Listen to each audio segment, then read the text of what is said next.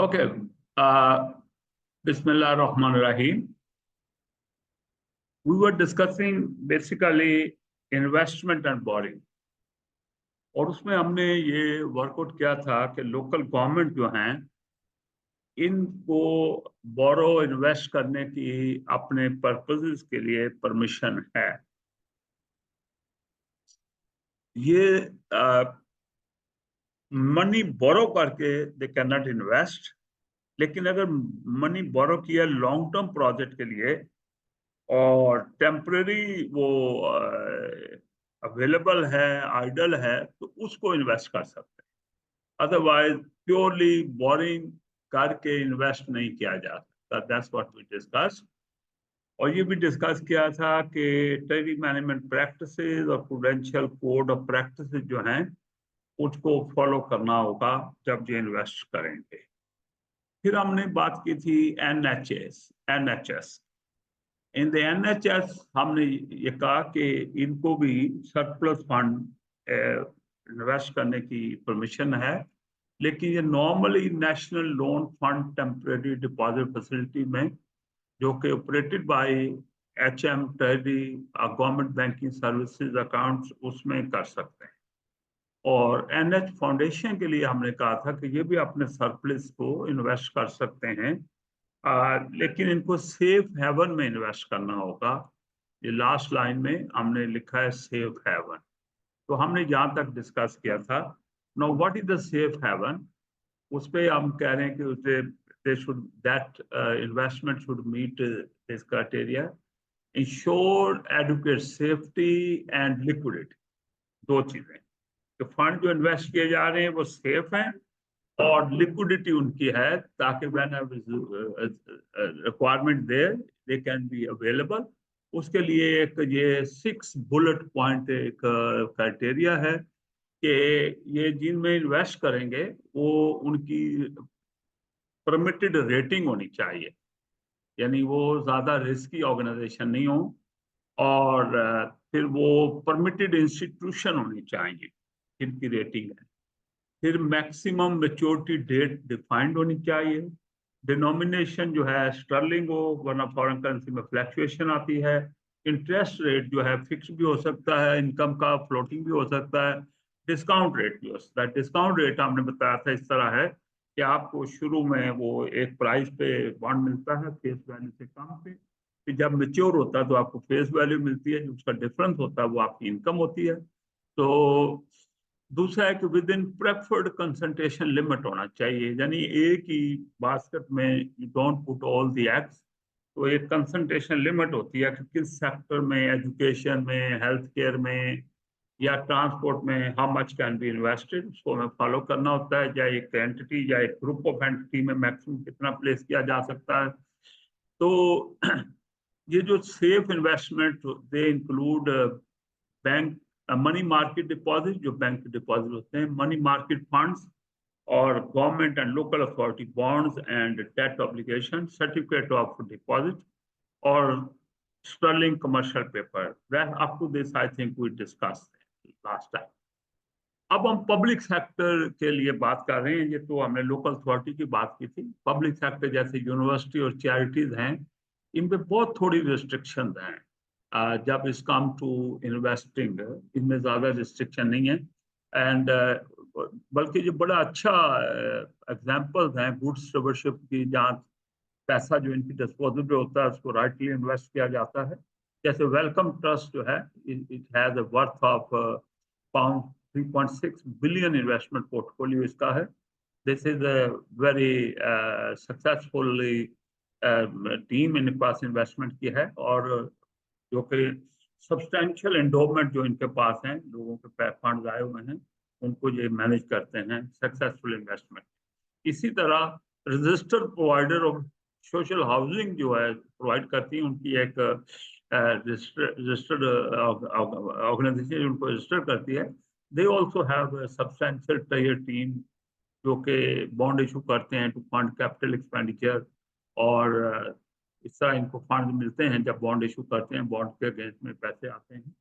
और इस तरह engaging in sophisticated interest rate hedging, तो ये इंटरेस्ट रेट को हैज भी करते हैं, अपने को एक हाथ से ज्यादा ना बढ़ जाए उसके लिए ये एक हैजिंग स्ट्रेटजी अडॉप्ट करते हैं, ताकि इनको इंटरेस्ट रेट रिस्क जो है एक लिमिट से ज्यादा ना हो। ये एक ऑर्गेनाइजेशन है। हाँ हाँ, ये एक ऑर्गेनाइजेशन जो जितने भी हाउसिंग प्रोवाइड करते हैं उनकी ये एक रेगुलेट करने वाली बॉडी है। ठीक है। मैनी कंट्री आउटसाइड यूके भी जो है वहाँ भी एक बड़ी good fund management wealth management exist करती है टेक्निक से। They also which invest public money to support the national expenditure, and these funds are significant purchaser of long-term assets जो companies के होते हैं दूसरी ऑर्गेनाइजेशन के, जैसे इंफ्रास्ट्रक्चर में होते हैं और प्रॉपर्टीज में डेवलपमेंट की होती हैं उन्होंने, उसको उसमें इन्वेस्ट करते हैं ये लोग उन ऑर्गेनाइजेशन के साथ जो पब्लिक सेक्टर ऑर्गेनाइजेशन होती हैं और क्वाइट सिग्निफिकेंट कंट्रीब्यूटर हैं पब्लिक फाइनेंसिंग के और in other countries as a result of this their interest in investing in infrastructure. जैसे आप पाकिस्तान में खबरें सुनते होते हैं कि फलां जो हम अपने एसेट बेचने जा रहे हैं या करने जा रहे हैं उतना नहीं होता, वो आप उनके अगेंस्ट शेयर कुछ दे के तो फंड्स ले लेते हैं, तो इंफ्रास्ट्रक्चर फिर वो पे ओवर होता है, तो वो एक सिक्योरिटी के तौर पे ही एक किस्म की वो है। हाँ, उसमें जो इनकम आती है तो उसमें वो शेयर होल्डर होते हैं, जितनी भी इनकम आए, जैसे पाकिस्तान मोटरवे जो हमारे यहाँ, इनको अगर आप ऐसे फंडिंग करवा लें तो मोटरवे की जो इनकम आएगी उसके ऊपर जो है they would be having share of, इस तरह एसेट में भी शेयर आ जाता है। तो ये इंफ्रास्ट्रक्चर में इन्वेस्टमेंट्स इस तरह करते हैं ये। और ये लोकल गवर्नमेंट की जो बोरिंग भी की, अब बोरिंग पे हम शिफ्ट हो रहे हैं, बोरिंग कर सकते for any relevant purpose and trading management, boring कर सकते हैं, राइट। तो एक्सपेंस मीट करना उसके लिए बोरिंग हो सकती है, ज़्यादातर कैपिटल एक्सपेंडिचर होते हैं। ये बजट को बैलेंस करने की जो रिक्वायरमेंट है, और उसमें जो है ना budget balance requirement mean can not use borrowing to finance revenue. अपने रेवेन्यू एक्सपेंसेस को शॉर्टफॉल को मीट करने के लिए बोरो नहीं कर सकते, उसके लिए टैक्स रेज करने हैं या ग्रांट पेन करनी है, लेकिन लोनिंग नहीं करनी। हाँ, लॉन्ग टर्म बोरिंग जो है वो कैपिटल एक्सपेंडिचर के लिए कर सकते हैं, क्योंकि वो तो लार्ज अमाउंट होती है, वो गवर्नमेंट के अपने ऑर्गेनाइजेशन के अपने रेडी फंड में से नहीं हो सकते। तो ये जो तीन चीज़ें कही हैं, they are not same in central regional government और in the private sector, one different story चलती है। लेकिन ये पहले जो 3 पॉइंट बताए गए हैं, ये लोकल अथॉरिटी के केस में वी आर टेलिंग यू कि किस तरह वो बोरिंग कर सकते हैं। तो स्टैट्यूटरी एंड रेगुलेटरी फ्रेमवर्क हम डिस्कस करेंगे 7-8 स्लाइड्स के ऊपर। तो इसमें we will looking at the regulation and guidance which is specific to public sector in regard to both borrowing and investment. तो दोनों की बात इसमें करेंगे, रेगुलेशन गाइडेंस की। तो लोकल गवर्नमेंट की पहले बात करें, लोकल गवर्नमेंट जो है ना इंग्लैंड और वेल्स दोनों के अंदर structurally required to comply with this act. ये जो एक्ट का जिक्र किया गया 2003 का, ये एक्ट सेट आउट करता है कैपिटल फाइनेंस और बोरिंग की रेगुलेशन को इन लोकल गवर्नमेंट। तो एक्ट जो स्टेट करता है, रिक्वायर करता है स्पेसिफिकली, वो 5 बुलेट हैं कि लोकल गवर्नमेंट जो हैं ये may borrow for capital expenditure without government approval. इसमें गवर्नमेंट की अप्रूवल प्रोसेस करने की जरूरत नहीं है, for any purpose relevant to their function और for the prudent management of their financial affair, right, for that purpose they can borrow. लेकिन capital expenditure की बात हो रही है, okay. Must be able to demonstrate that the borrowing is sustainable or maybe यानी sustainable का मतलब है कि they can be paid along with the interest as per the commitment, may only borrow in sterling। तो ये दूसरी country में बोरो करने के लिए ना you need the consent of the HM trading, अगर बोरो करना है आपने दूसरी कंट्री में। Must determine and review how much they can afford to borrow। So may invest for the purpose relevant to their function or for the purpose of prudent management of their financial affair। prudent management of financial affair का मतलब है कि they have extra fund, और अगर idle पड़े रहेंगे, जैसे मैंने किसी capital expenditure के लिए लिए हुए हैं, तो they should not keep them idle, उनको temporarily invest कर सकते हैं। या रेवेन्यू में से फंड जनरेट हुआ, अभी उसकी जरूरत नहीं है, थोड़ा एक्सपेंस रेवेन्यू लेट आना है, they can invest. So if local authority fail to comply with the above requirement of Local Government Act 2003, then it will be acting unlawfully. फिर इसके ऊपर जो है अनलॉफुल होने के जो है प्रॉब्लम है वो सारे इसको फेस करने पड़ेंगे, इसके ऑफिसर्स को, इसके जो बॉर्डरिंग से बड़ा डोमेस्टिक बॉर्डरिंग है ये इधर सर जो बॉर्डरिंग हो रही है दिस इज डोमेस्टिक बॉर्डरिंग नहीं, नॉट नेसेसरी। अगर अब किसी आउटसाइड से भी मिल रहा है तो स्टर्लिंग में लेना है। जी जी, sterling is one of the main currency of the world. तो अभी आप बोरिंग के सोर्स भी आ जाएंगे आपके सामने की बात करेंगे, सोर्स ऑफ बोरिंग के। तो treasury management in public service, there is a code of practice and cross sectoral guidance note है। Cross sector mean health sector है, ट्रांसपोर्टेशन सेक्टर है, सोशल केयर सेक्टर है, कौन सा सेक्टर है। This code has already been referred many time, लेकिन ये है कि सिफा ने ये कोड इशू किए थे 2002 में ओरिजिनली, जो 2009 में रिवाइज किए गए, फिर उसको अपडेट किया गया 2017 में, फर्दर अगेन अपडेट किया गया 2021 में। अब इनका लीगल स्टेटस क्या है, ये जो कोड ऑफ प्रैक्टिस और गाइडेंस नोट जो इशू किए गए, द लीगल स्टेटस जो है इनका drives from the regulation issued under the local government act 2003, जिसका हम पहले भी जिक्र किया है। स्कॉटलैंड के अंदर इसका एक्ट है, local government in Scotland act 2003 वहाँ है। तो capital finance and accounting regulation 2003 require the English and Welsh authority to have regard to this code. तो इसमें इनके जो है एक तो एक्ट है, दूसरा रेगुलेशन का जिक्र किया है। ये रिक्वायर करते हैं कि लोकल अथॉरिटी जो है, local government, they must follow the code, ये जो एक्ट है और ये रेगुलेशन को फॉलो करना है। In Scotland local authority are also required to have regard to the CIPFA prudential codes and the treasury management code जो है। इन नॉर्दर्न आयरलैंड जो है, local government finance act Northern Ireland 2011 introduced the prudential framework, and therefore the need to adopt the treasury management जो codes हैं उनको follow करने की, जैसे लीगल बाउंडिंग बैकिंग बता रहे हैं कि किस तरह ये जो सिफा ने इशू किए हैं कोड, ये किस तरह इनको लीगल अथॉरिटीज के कंप्लायंस मस्ट हो जाएगी, इसलिए कि ये एक्ट उसको सपोर्ट प्रोवाइड करते हैं। The code and guidance are not applied to all public services but recognize that the treasury management activity vary from one sector to other sector, इसका ख्याल है उनको। तो लेकिन ये है कि ये सारी पब्लिक सर्विस जो ऑर्गेनाइजेशन है उन पे ये कोड अप्लाई करते हैं। और की प्रिंसिपल इन कोड्स के क्या हैं? Now we looking at the key principle, you can see there three key principle mentioned here. The public service organization must put in place formal and comprehensive objective policies and practices, strategies, and reporting arrangement for effective management and control of their treasury management activity. यानी treasury management की activity को manage और control effectively करने के लिए they should have in place very formal and comprehensive objective policies and practices, strategies, and reporting arrangement requirement जो है। Their policies and practices इनका ऊपर जिक्र किया गया है, that should make clear that the effective management and control of risks are the prime objective of their treasury management activity जो है, and responsibility for those lies within the organization. You have priority should be given to the security and liquidity when investing in the fund. हमने पहले भी बात की थी कि security और लिक्विडिटी, फिर हमने उसके बाद सेफ हार्बर इन्वेस्टमेंट की बात की थी। तो इसमें जो रिस्क मैनेज करना है उसमें लिक्विडिटी और सिक्योरिटी को प्राइम इंपॉर्टेंस देनी है। And there should be acknowledged that the pursuit of best value in treasury management and the use of suitable performance measure, इसके लिए valid and important tools जो है and need to be employed in support of their business and service objective, ताकि वो achieve किए जा सके objective। Within the context of effective risk management, their treasury management policy and practice should reflect effective risk management।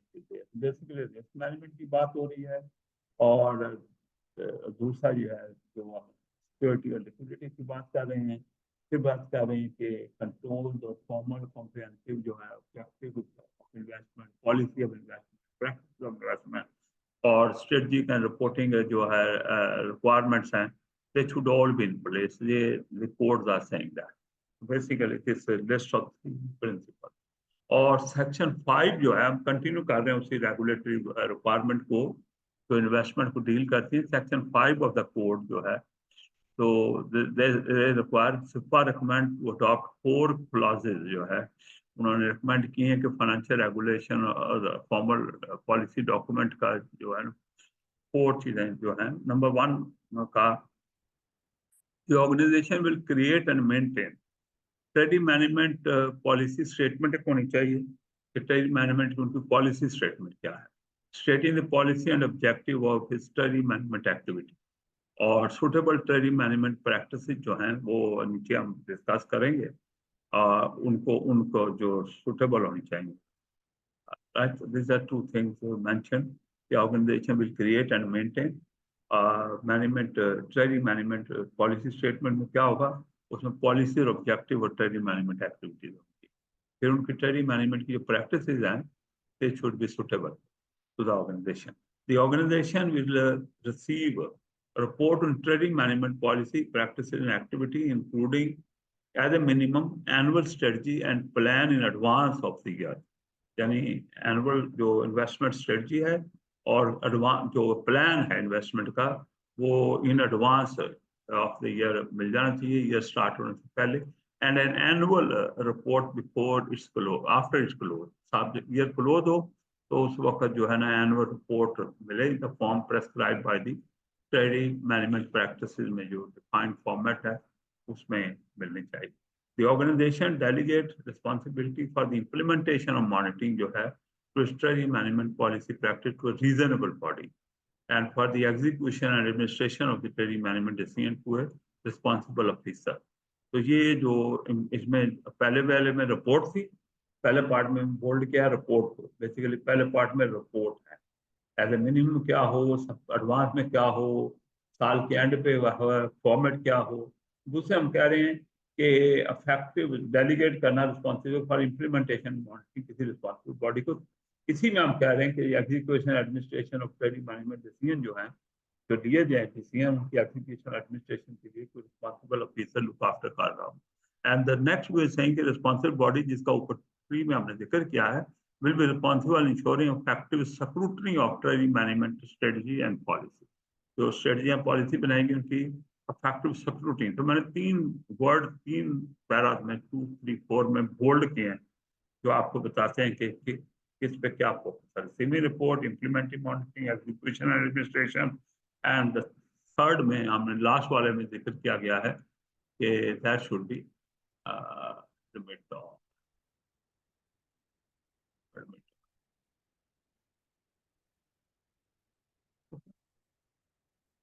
तो scrutiny of management strategy और policy की scrutiny का बंदोबस्त होना चाहिए।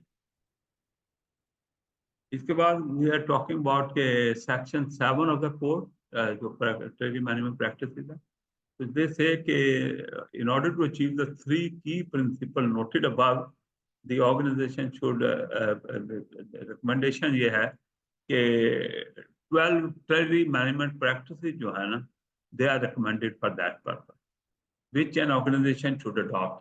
तो वो जो ट्रेजरी मैनेजमेंट प्रैक्टिसेस हैं 12 recommend की जाएं, उनको ऑर्गेनाइजेशन जो है पब्लिक सेक्टर में अडॉप्ट करना चाहिए। Local authorities are required to have regard to the treasury management indicator with prudential codes and treasury management code. 2 चीजों की मैंने स्टार्ट में बात की थी, एक प्रूडेंशियल कोड है, एक treasury management code of practices है। इसको फॉलो करना है local authorities.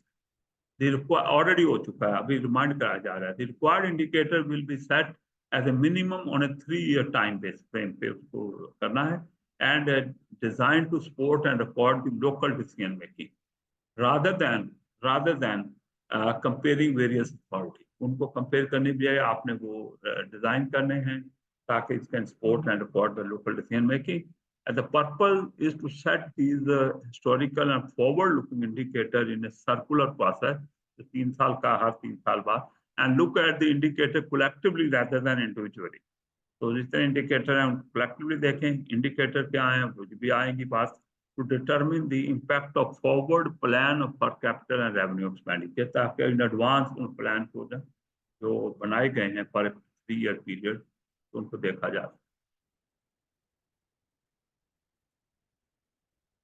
Following treasury management indicator, जो मैं आपको इंडिकेटर का बात की थी, कहा था आएंगे as a part of treasury management code जो है, upper limit on the portion of net debt compare to gross debt. एक नेट डेट होते हैं, ग्रॉस डेट होते हैं। नेट डेट है जिसके अंदर आप जो एसेट्स वगैरह उससे रिलेटेड है उनको लेस करते हैं तो नेट डेट आ जाते हैं। एक ग्रॉस डेट है, उसकी भी परसेंटेज एक होनी चाहिए। मे बी नेट डेट जो है हाई लेवल होना चाहिए, यानी कि वो 2% ऑफ द टोटल डेट आ रहे हों, मे बी 10%, 15%, 20%, वो अपर लिमिट सेट करनी हर एक ने। Upper limit on the fixed as well as variable rate exposure. तो अपर लिमिट हो किस हद तक फिक्स रेट एक्सपोजर लिया जा सकता है, जैसे आपको बोरिंग की है और आपने उस पे पे करना है, तो उसमें फिक्स रेट के जो लोन्स हैं, बोरिंग हैं, उसकी एक लिमिट होनी चाहिए। इसका वेरिएबल रेट की भी लिमिट होनी चाहिए। दोनों रिस्क होता है, फिक्स है मंथ में रेट गिर जाए आपको फिक्स पे करना ही पड़ेगा। वेरिएबल ये है कि वेरी करता है, आपने अभी ले लिए हैं, आगे जाके वो लाइबर वगैरह अप चला जाए तो आपको फिर हाई इंटरेस्ट पर कॉस्ट पे करना पड़ेगा। Upper and lower limit to the maturity structure of the body. तो मैच्योरिटी है 2 साल है, 5 साल है, 3 साल है, तो आपने देखना ज्यादा से ज्यादा कितने पीरियड के लिए आप ले सकते हैं। तो कम अज कम कितने पीरियड के लिए, 6 महीने के लिए ले सकते हैं, या आप 10 दिन के लिए भी ले सकते हैं लोन। तो ये सारी upper limit to the total of the principal sum invested for more than 364 days, यानी साल से ऊपर जो है, आप साल साल से ऊपर जो आपने इन्वेस्टमेंट की है उसकी अपर लिमिट जो है वो आपको डिटरमिन करनी चाहिए। तो this is what are the indicator जो कोर्ट के अंदर प्रैक्टिकली वो लिमिट से आगे चला जाए, upload limit on variable rate exposure, तो फिर उसको नहीं, जैसे वो कह रहे हैं कि हमारे 40% लोन फिक्स होंगे, 60% लोन वेरिएबल, ऐसी लिमिट फिक्स करनी। ठीक है, यहाँ इतने बिलियन के लोन हमारे फिक्स होंगे, इतने बिलियन के हमारे लोन वेरिएबल रेट के होंगे, ये लिमिट फिक्स करनी। रेट पे तो कोई कंट्रोल, फिक्स पे हो गया, वेरिएबल पे तो कोई नहीं है ना। लेकिन अमाउंट क्या है, लिमिट क्या है, जिस अमाउंट की तरफ, जितनी अमाउंट के लिए फिक्स और वेरिएबल आपने लेना है ना, वो क्या है, भारी हो गई। ठीक है। और प्रूडेंशियल कोड क्या कहते हैं, local authorities are required to have regard to the prudential code जो इंडियन वेल्स के हैं under the local government act 2003। बताया था कि इनको स्टैट्यूटरी जो फोर्स कहाँ से ड्राइव होती है, सीधा स्कॉटलैंड का बताया था कि ये भी लोकल गवर्नमेंट इन स्कॉटलैंड 2003 का जो एक्ट है, सर नाइदर नॉर्दर्न आयरलैंड के बताया था, तो उनके जो एक्ट है वो 2011 का है। Prudential code applies to all local authority, including police, fire, and other, right? So, the key objective of Prudential code is to provide a framework for local authority investment in capital project to ensure that the capital expand. ये आपको क्या ensure करना है? Capital expenditure plans are affordable, यानी उनकी funding हो सकती है, उनसे जो इनकम आएगी वो मुनासिब इनकम हुआ करेगी और प्रॉफिटेबल होंगे वो प्रोजेक्ट जो हैं। ऑल एक्सटर्नल बोरिंग प्रॉफिटेबल होंगे या आपके सेट ऑब्जेक्टिव को मीट करेंगे। All external borrowing and long term liability जो हैं are within prudent and sustainable level. तो अब बोरिंग तो है जो लोन लिए गए हैं, what is other long term liability, बस जैसे आपने कोई बिल्डिंग बनवाई है और ठेकेदार को कहा है कि कॉन्ट्रैक्टर को will pay over the 2 year, वो लॉन्ग टर्म लायबिलिटी। तो दोनों को इकट्ठे करके देखा जा रहा है कि विद इन प्रूडेंट और सस्टेनेबल लेवल में है। और treasury management decisions are taken in according with the professional good practice, और प्रैक्टिस के जिक्र हम पर कर रहे हैं। तो दीज आर द 3 मेजर जो फ्रेमवर्क के मुताबिक ऑब्जेक्टिव मीट करने हैं। These are 3 major objective prudential code के मुताबिक। तो आपको सिर्फ ये देखना होगा जब आप रेफर करेंगे कि प्रूडेंशियल कोड क्या कह रहा है, और जो दूसरी बात आपने की ट्रेजरी मैनेजमेंट प्रैक्टिसेस क्या कह रहे हैं, इनमें आपको ये नहीं कि प्रूडेंशियल कोड की बात ट्रेजरी मैनेजमेंट में कर दें, ट्रेजरी मैनेजमेंट में, तो ये थोड़ा सा आपको उस वक्त थोड़ा अपने आप को क्लैरिटी रखनी होगी, जहाँ कहीं आपको रेफर करना है तो थोड़ा राइटली रेफर करें। अच्छा, की प्रूडेंशियल इंडिकेटर जो है, ये 3 इंडिकेटर बताए गए हैं। इसमें पहला है authorise limit for external debt, किस हद तक आप एक्सटर्नल डेट ले सकते हैं, और which must not be breach without council approval, right. फिर वो आपको काउंसिल की अप्रूवल लेनी। काउंसिल का मतलब है कि काउंसलर की जो बॉडी बैठेगी वो प्रूव करेगी, that's called conserve. Okay, it is the worst case scenario कि मैक्सिमम किस हद तक आप जा सकते हैं। Reflect the level of debt which while not desired could be afforded by but may not be sustainable। ये मैक्सिमम है जिस हद तक आप किनारे तक पहुंच सकते हैं कि वो लिमिट है, राइट। तो लेकिन इससे ऊपर आपने नहीं जा सकते। इस तरह ऑपरेशनल बाउंड्री है कि मोस्ट लाइकली आपका बोरिंग ऑफ द ईयर कितनी होती है। तो अंडरलाइन क्या, most likely level of boring for the most of the year normally आपका कितना होता है। इट में ओकेजनली ब्रीच, इसको ब्रीच किया जा सकता है क्योंकि ये ऑथोराइज से काफी कम होती है। ड्यू टू अनफोर्सिन इवेंट में किसी वक्त ये तो बढ़ सकते हैं। Operational boundary will therefore never exceed the third limit, लेकिन ऊपर वाली लिमिट तो आगे ये नहीं जा सकती क्योंकि उसको आप ब्रीच नहीं कर सकते। There is obviously link to capital expenditure plan and the cash flow requirement. जाहिर है कि इसको ऑपरेशन बाउंड्री क्या हो डिपेंड करेगा कि आपका जो कैपिटल एक्सपेंडिचर का प्लान क्या है, जिस पीरियड में आप उन पे एक्सपेंड कर रहे होंगे तो थोड़ी ज्यादा होगी नॉर्मल दिनों से, राइट। ऑन एवरेज एक लिमिट आपने देनी है, लेकिन उसमें थोड़ी ब्रीचिंग आ सकती है depending on the capital expenditure plan of the authority and the cash flow requirement of the authority to fund in that. Capital expenditure plan किसमें इन्वेस्ट करना है, कितने सालों पे इन्वेस्ट करना है, कब कब करना है, वो कैश फ्लो रिक्वायरमेंट आ गई। एक्चुअल जो एक्सटर्नल डाटा है at year end the closing balance, अच्छा ये बैलेंस शीट से आने चाहिए, ये जो है after year end the closing balance for actual gross boring plus the long term liabilities obtained directly from the balance, उसका मुताबिक बोथ लिमिट जो पर आपने बताई ऑथोराइज्ड ऑपरेशनल लिमिट जो है need to be consistent with the authority plan and capital expenditure and financing requirement as well as with the treasury management policy statement, जो पहले बात हो चुकी है, एंड प्रैक्टिस। तो ये लिमिट जो है इसकी बताया गया कि किसको सामने रखते हुए ये लिमिट डिटरमिन करनी चाहिए एंड वेरी करेगी one organisation to other organisation, one local authority to other local. Okay, तो this is the key prudential indicator जो है, 3 इंडिकेटर का जिक्र हमने किया है, ऑथोराइज लिमिट का, ऑपरेशनल बाउंड्री या लिमिट का, और एक्चुअल जो एक्सटर्नल डेट है उसकी बात की। The fundamental objective in the consideration of affordability of the authority capital plan is, पहले बात हुई थी ना कि वो they should be affordable, is to ensure that total capital investment of the authority remain within the limit, within sustainable limit.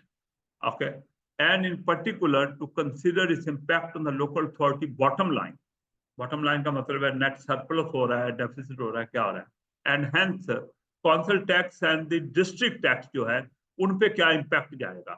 वो अगर bottom line नीचे जा रही होगी तो जा रहे आपको कौंसल टैक्स पूरे यूके में कौंसल टैक्स लगाना पड़ेगा, लेकिन नॉर्दर्न आयरलैंड में कौंसल टैक्स नहीं कहते, जो घरों पे लगता है उसको डिस्ट्रिक्ट टैक्स, या हम ऑलरेडी टैक्सेशन में वर्क बुक 2 में कर चुके हैं कहीं इसको डिस्ट्रिक्ट टैक्स से नॉर्दर्न आयरलैंड के लिए कह रहे हैं, वरना इसको कौंसल टैक्स कहते हैं। बिजनेस रेट है जो बिजनेस के ऊपर आप टैक्स लगाते हैं, प्रॉपर्टी टैक्स, उसको बिजनेस रेट कहते हैं या नॉन डोमेस्टिक रेट कहते हैं। Affordability is ultimately determined by the judgement about acceptable council tax level and rates level. तो ये है अफोर्डेबिलिटी कि उसको कितना बढ़ाना पड़ जाएगा, आपको बहुत बढ़ाना पड़ेगा तो ये इस हद तक आप नहीं जा सकेंगे, रिवॉल्ट हो जाएगा। तो लिहाजा बॉटम लाइन है कि आपके कौंसल टैक्स लेवल और रेट्स के लेवल कहाँ चले गए हैं, तो वो एक हद से ज्यादा आउट नहीं होने चाहिए। The following prudential indicator are key indicator of affordability. ये अफोर्डेबिलिटी के इंडिकेटर है, पहले प्रूडेंशियल के indicator. Looking ahead of 3-year period, estimate the ratio of financing cost to the net revenue stream. ये जो आपकी बोरिंग कॉस्ट होती है और नेट रेवेन्यू जो आता है, इन दोनों की रेशियो क्या है। Estimate of incremental impact of capital investment decision on the council tax. ये जो अगर कैपिटल प्रोजेक्ट आप लगा लेंगे तो इसका इंक्रीमेंटल इम्पैक्ट कौंसल टैक्स पे क्या जाएगा, इन चीजों को देखना है।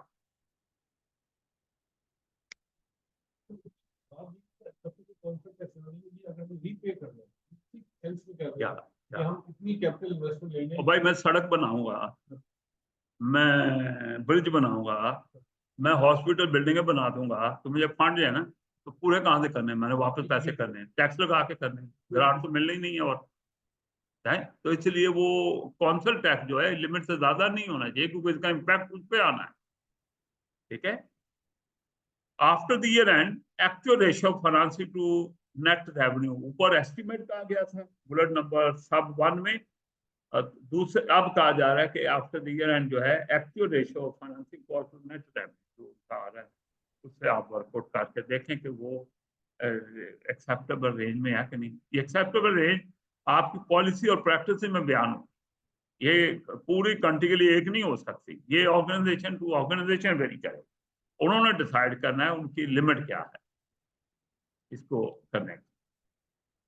अच्छा, other prudential indicators that relate to affordability are looking ahead for 3 year, इसमें रिपीट भी होगी चीजें।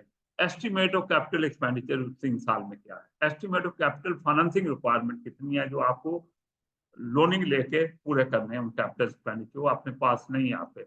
Authorise limit for external debt क्या है आपका, ऑपरेशनल बॉन्डिंग, ये हमने already authorise limit of external bonding की बात कर चुके हैं, वो भी इंडिकेटर में था, इसलिए यहाँ आए हैं। आफ्टर द ईयर एंड आपको देखना है एक्चुअल कैपिटल एक्सपेंडिचर हुए कितने हैं, और एक्चुअल कैपिटल फाइनेंसिंग की रिक्वायरमेंट आपने कैसे मीट की है, और actual level of external debt आपका क्या है, ये year end. Prudential indicator, the following prudential indicator are key, ये भी पीछे बातें हुई उनमें से आएगा। The local authority has adopted the guidelines contained in the security management in the public service code of practice and the cross sectoral guidance note. मैंने आज स्टार्ट ही इससे किया था कि code of practice and the cross sectoral guidance note जो है बताया था, इसको लीगल प्रोटेक्शन है। वो तीनों के हमने कोड्स की बात की है, इंग्लैंड और वेल्स की बात की, वेल्श की बात की, उसकी बात की, स्कॉटलैंड की बात की, आयरलैंड की बात की। आयरलैंड का एक्ट 2011 था, स्कॉटलैंड का 2003 था, और इंग्लैंड और वेल्स का 2003 था लोकल अथॉरिटी एक्ट। तो द लोकल अथॉरिटी जितनी भी हैं should ensure that each local authority should ensure that the net external debt does not exceed the total the capital financing requirement in the preceding year जो पहले हुई है, plus the estimate of the any additional capital financing requirement for the current year and next 2 years को सामने रख के आपको देखना है कि आपका नेट डेट जो है they are not exceeding the total capital financing requirement. And the setting the prudential indicator, in setting and revising these indicators, one is required to have a regard to the following matter. Number one, affordability. Affordability बताया था कि effect of council tax वगैरह क्या होगा। हाँ, तो इसलिए council, एक कौंसल का टैक्स होता है, एक कौंसल की हाउसिंग रेंट होता है, कौंसल की अपनी प्रॉपर्टीज होती है, वो लो इनकम लोगों को वो कौन देते हैं, उस पर रेंट चार्ज हो रहा होता है, रेंट बड़ा सब्सिडाइज होता है। लेकिन एक काउंसिल को बर्डन आएगा तो रेंट वो भी ऊपर जाएगा, काउंसिल टैक्स भी ऊपर जाएगा उन लोगों का रेंट, क्योंकि जो उस हाउसिंग में रहते हैं वो टेनेंट होते हैं council. Prudential and sustainability, prudence and sustainability implication for external boring जो है उसको सामने रखा जाएगा कि एक्सटर्नल बोरिंग ज्यादा करेंगे तो उसका क्या इम्पैक्ट हो सकता है। वैल्यू फॉर मनी, ये मुख्तलिफ ऑप्शन होती है, उनमें कौन सी वाली आपने अडॉप्ट करनी है जिसका ज्यादा फायदा है। स्टेबलशिप ऑफ एसेट यानी एसेट मैनेजमेंट, बेस्ट प्लानिंग, और सर्विस ऑब्जेक्टिव, जिस मकसद के लिए अथॉरिटी है उसके सारे जो ऑब्जेक्टिव हैं उसको मीट कर रही है कि नहीं कर रही, और प्रैक्टिकलिटी यानी अचीवेबिलिटी ऑफ द फॉरवर्ड प्लान जो इस अथॉरिटी के हैं, फ्यूचर प्लान जो है उनके आपका प्रैक्टिकल है या नहीं है, तो they are what is to be considered when you set any indicator. Okay?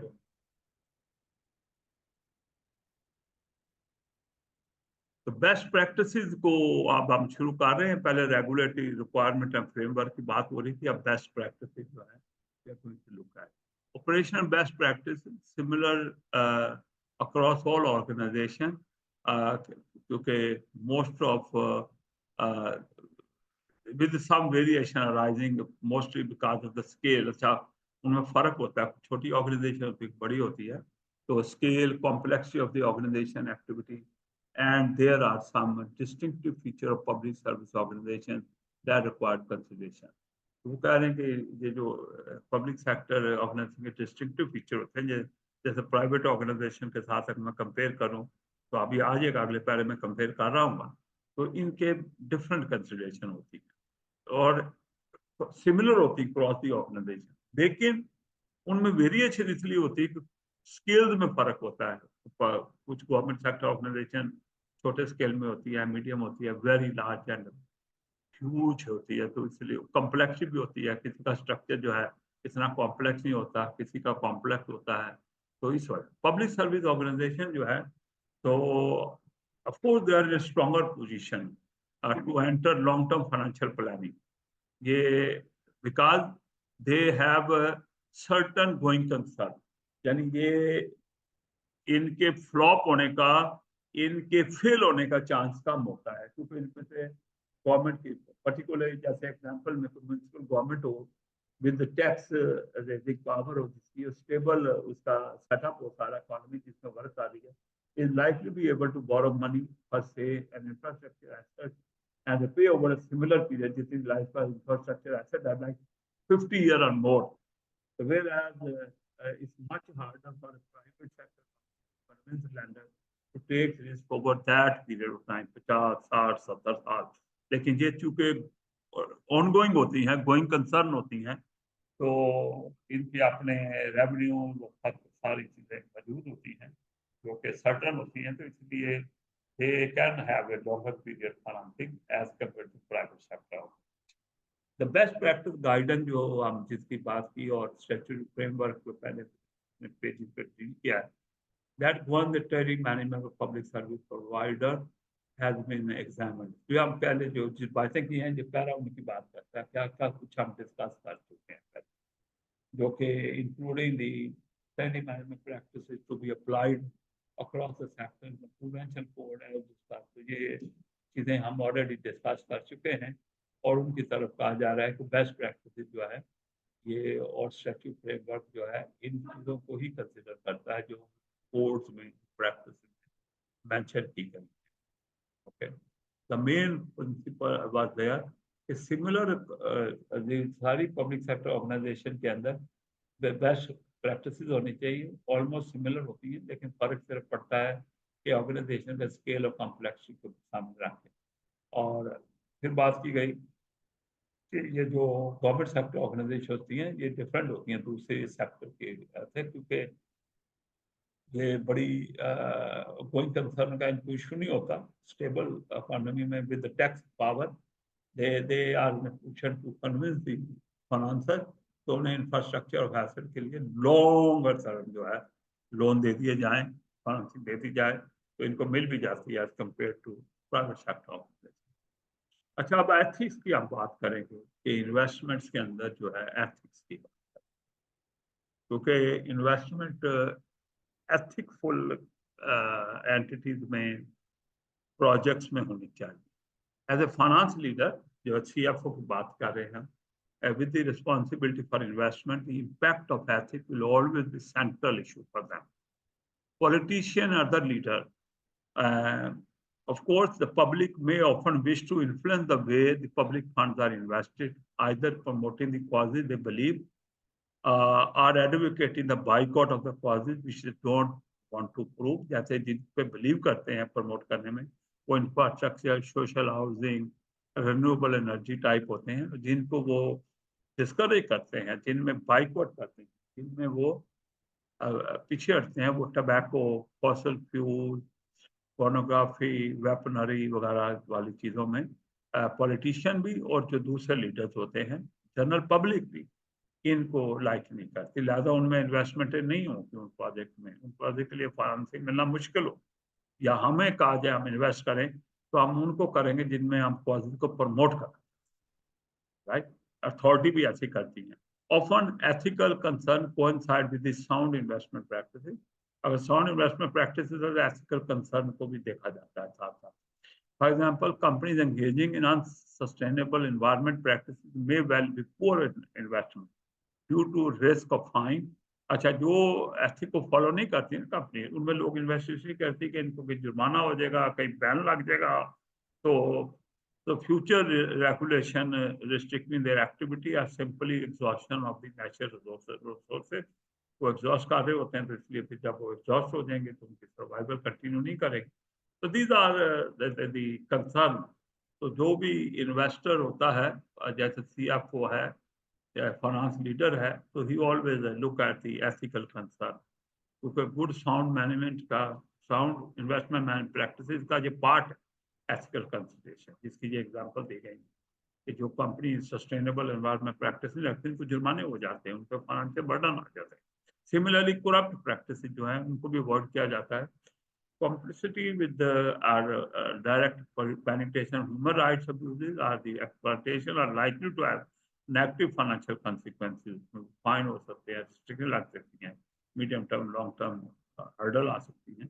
As the business models are likely sustainable, as societal conditions inevitably improve, लोगों को concern for the human rights abuse और exploitation जब grow करेगी, तो दे circumstances would change, और ऐसी कंपनियां जो हैं जो इन प्रैक्टिसेस में हैं, they will be out of business. जो भी, तो ये ethical consideration has a good impact on the deciding the type of investment. Okay, balancing, अभी एथिक्स पे हम चाह रहे हैं। Poor behaviour of the kind described, जैसे हमने पहले बात की है, may be correlated with the general poor governance. तो जो लोग उनमें करप्ट प्रैक्टिसेस में, एथिकल प्रॉब्लम में इन्वॉल्व होते हैं, वहाँ गवर्नेंस का भी इशू है, वो उनकी गवर्नेंस भी वीक होती है। For instance, a company which is sanctioned overt bribes may itself be at increased risk of major fraud. तो जो कंपनियां ब्राइब को खुले दिल से बर्दाश्त करती हैं, सपोर्ट करती हैं, या फिर उनमें अपने अंदर भी सारा मेजर फ्रॉड होने के बड़े चांस, तो कल्चर ऐसा डेवलप होता है। This topic have been explored in your previous learning before. Social responsible investing word है SIR। तो SIR एक ग्लोबल इनिशिएटिव है, इसके अंदर ये होता है कि वो इन्वेस्टर होते हैं ना, तो किस चीज में इन्वेस्ट करना चाहते हैं ना, देखते हैं कि वो किस किस्म की एक्टिविटी में इन्वॉल्व है कंपनियां, क्योंकि वो ऐसी कंपनी में इन्वेस्ट नहीं करती जो ESG वर्ड है, एनवायरमेंट और सोशल और गवर्नेंस इशू, उसमें इन्वेस्ट नहीं। ये एक इंटरनेशनल मूव भी है, इन्वेस्टर का एक फोरम भी है, उन्होंने डिसाइड किया हुआ है they will invest in SRI entity, इनकी सोशली रिस्पॉन्सिबल एंटिटी में इन्वेस्ट करेंगे, दूसरे में इन्वेस्ट नहीं करेंगे। एक्सक्लूजन ऑन अदर ग्राउंड, जो जैसे for instance alcohol, tobacco, both sector demonstrating solid financial performance है, but with mixed public opinion, कोई अच्छा समझता है, कोई माइंड नहीं करता ऑन द सोशल गुड और गुड विल, ठीक है, social opinion on their social good is more complicated. कई लोग तो ये भी ग्रे एरिया में आ जाते हैं, ऐसी ऐसी एक्टिविटी वाली organisation within the context of pension fund. आप पेंशन फंड की बात कर रहे हैं, तो पेंशन फंड में फिड्यूशियरी ड्यूटी जो है ना, that's very high, because best expect किया जाता है कि best financial result for the scheme beneficiary achieve किए जाएंगे, ऑब्टेन किए जाएंगे। ये सब वेल एस्टैब्लिश्ड प्रिंसिपल है। पेंशन फंड की जो ऑर्गेनाइजर्स हैं या मैनेजर्स हैं, उनकी बड़ी हाई लेवल प्रोडक्टिविटी है, बेस्ट यूज करना, उन्हें बेस्ट फाइनेंशियल रिजल्ट ऑब्टेन करने को पेंशनर की पूरी इनकम जो स्ट्रीम है उस पर डिपेंड कर रही है। A well-known court case, the Cowen and Scarville 1985, when the trustee of the National Union of Mine Workers pension scheme were found to have acted unlawfully by attempting to exclude the investment in competitive British mine industry. अच्छा, उन्होंने क्या किया, उनके fund से mining industry के, तो उन्होंने क्या किया कि वो उन कंपनियों में इन्वेस्ट नहीं कर सकते, फंड से पेंशन, तो वो उन कंपनियों में इन्वेस्ट करते थे ब्रिटिश माइन के कंपेटिटर में, राइट। तो कोर्ट ने कहा ये इलीगल है। आप इस तरीके से, कंपटीशन और चीज है, और आप इस तरीके से अपने पेंशनर को, जिनको ज्यादा फायदा हो सकता था, वो फायदा उनको नहीं मिल सका, क्योंकि आपने उनको ब्लैक लिस्ट किया हुआ था, उनमें इन्वेस्ट। हाँ, तो है यार, फिड्यूशियरी ड्यूटी कई दफा कहा है भाई, कहा है कि जो फंड आपके पास है जिन स्टेक होल्डर के हैं उनके बेस्ट फायदे में उनको इस्तेमाल करो, अपने पर्सनल गेन, रिश्तेदारों के गेन के लिए इस्तेमाल ना करो। ये फाइडेंशियरी ड्यूटी है।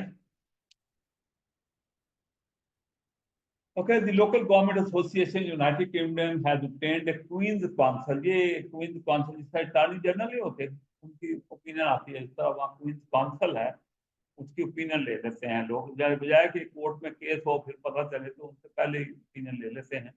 Meaning that it is allowable to select investment on non-financial grounds, but only if this will not materially affect the overall performance।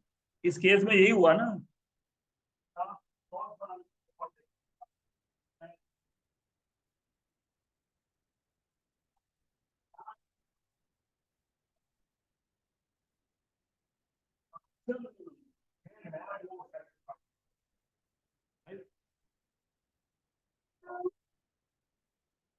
Okay, ये एथिक्स वगैरह जो हम बात की है, ये भी नॉन फाइनेंशियल है। तो बड़ा मुश्किल हाँ, आप देखते हैं यार, ये इनका बोर्ड ठीक नहीं है, इनकी फला ट्रेंड ठीक नहीं है, ये लोगों को सैलरी कम पे करते हैं, ये इसके अंदर चाइल्ड लेबर है, इसमें ये मसले हैं, ये नॉन फाइनेंशियल है। तो आपने उन बेस पे बाइकआउट कर दिया उनका, और अपने लिए नुकसान ये कर लिया कि अगर आप उसमें इन्वेस्ट कर लेते तो आपके जो, क्योंकि आपकी अपनी इन्वेस्टमेंट तो नहीं है, किसी के बिहाफ पे कर रहे हैं ना, उनको गेन करना अपनी सोच, यस और नो बैड, उसकी वजह से आपने उनको एक मेजर नुकसान है। चाहे छोटा मोटा फर्क है तो okay, no problem, but only if this is not materially affect the overall performance of the fund। Fund है जिस जो आपके पास पैसे हैं उन पे आपको पता है। चैरिटीज पे आ गया, लोकल गवर्नमेंट खत्म की है, अब चैरिटी पे बात कर रहे हैं। तो मैंने आपको बताया था, हम लोकल गवर्नमेंट की बात करते हैं, चैरिटी की बात करते हैं, कुछ और पब्लिक सेक्टर और प्राइवेट पब्लिक सेक्टर ऑर्गेनाइजेशन की बात करते हैं, जैसे एजुकेशन वगैरह आती हैं। तो इन चैरिटी की बात हो रही है कि ट्रस्टी की ड्यूटी ये है कि they should exercise power in the best interest of the charity. ठीक है, seek the maximum return consistent with the commercial prudence। Or however charity may choose to invest in a narrow range of investment than they might do because their object justified the restriction। The governing document of the charity sometimes pose ethical restriction on the scope of the general power of the investment। तो ये है कि भाई charity जो है और उनके जो ट्रस्टी हैं वो डिसीजन मेकर होते हैं, तो उनको best interest of the charity जो है ना डिसीजन करने चाहिए, इंक्लूडिंग इन्वेस्टमेंट। और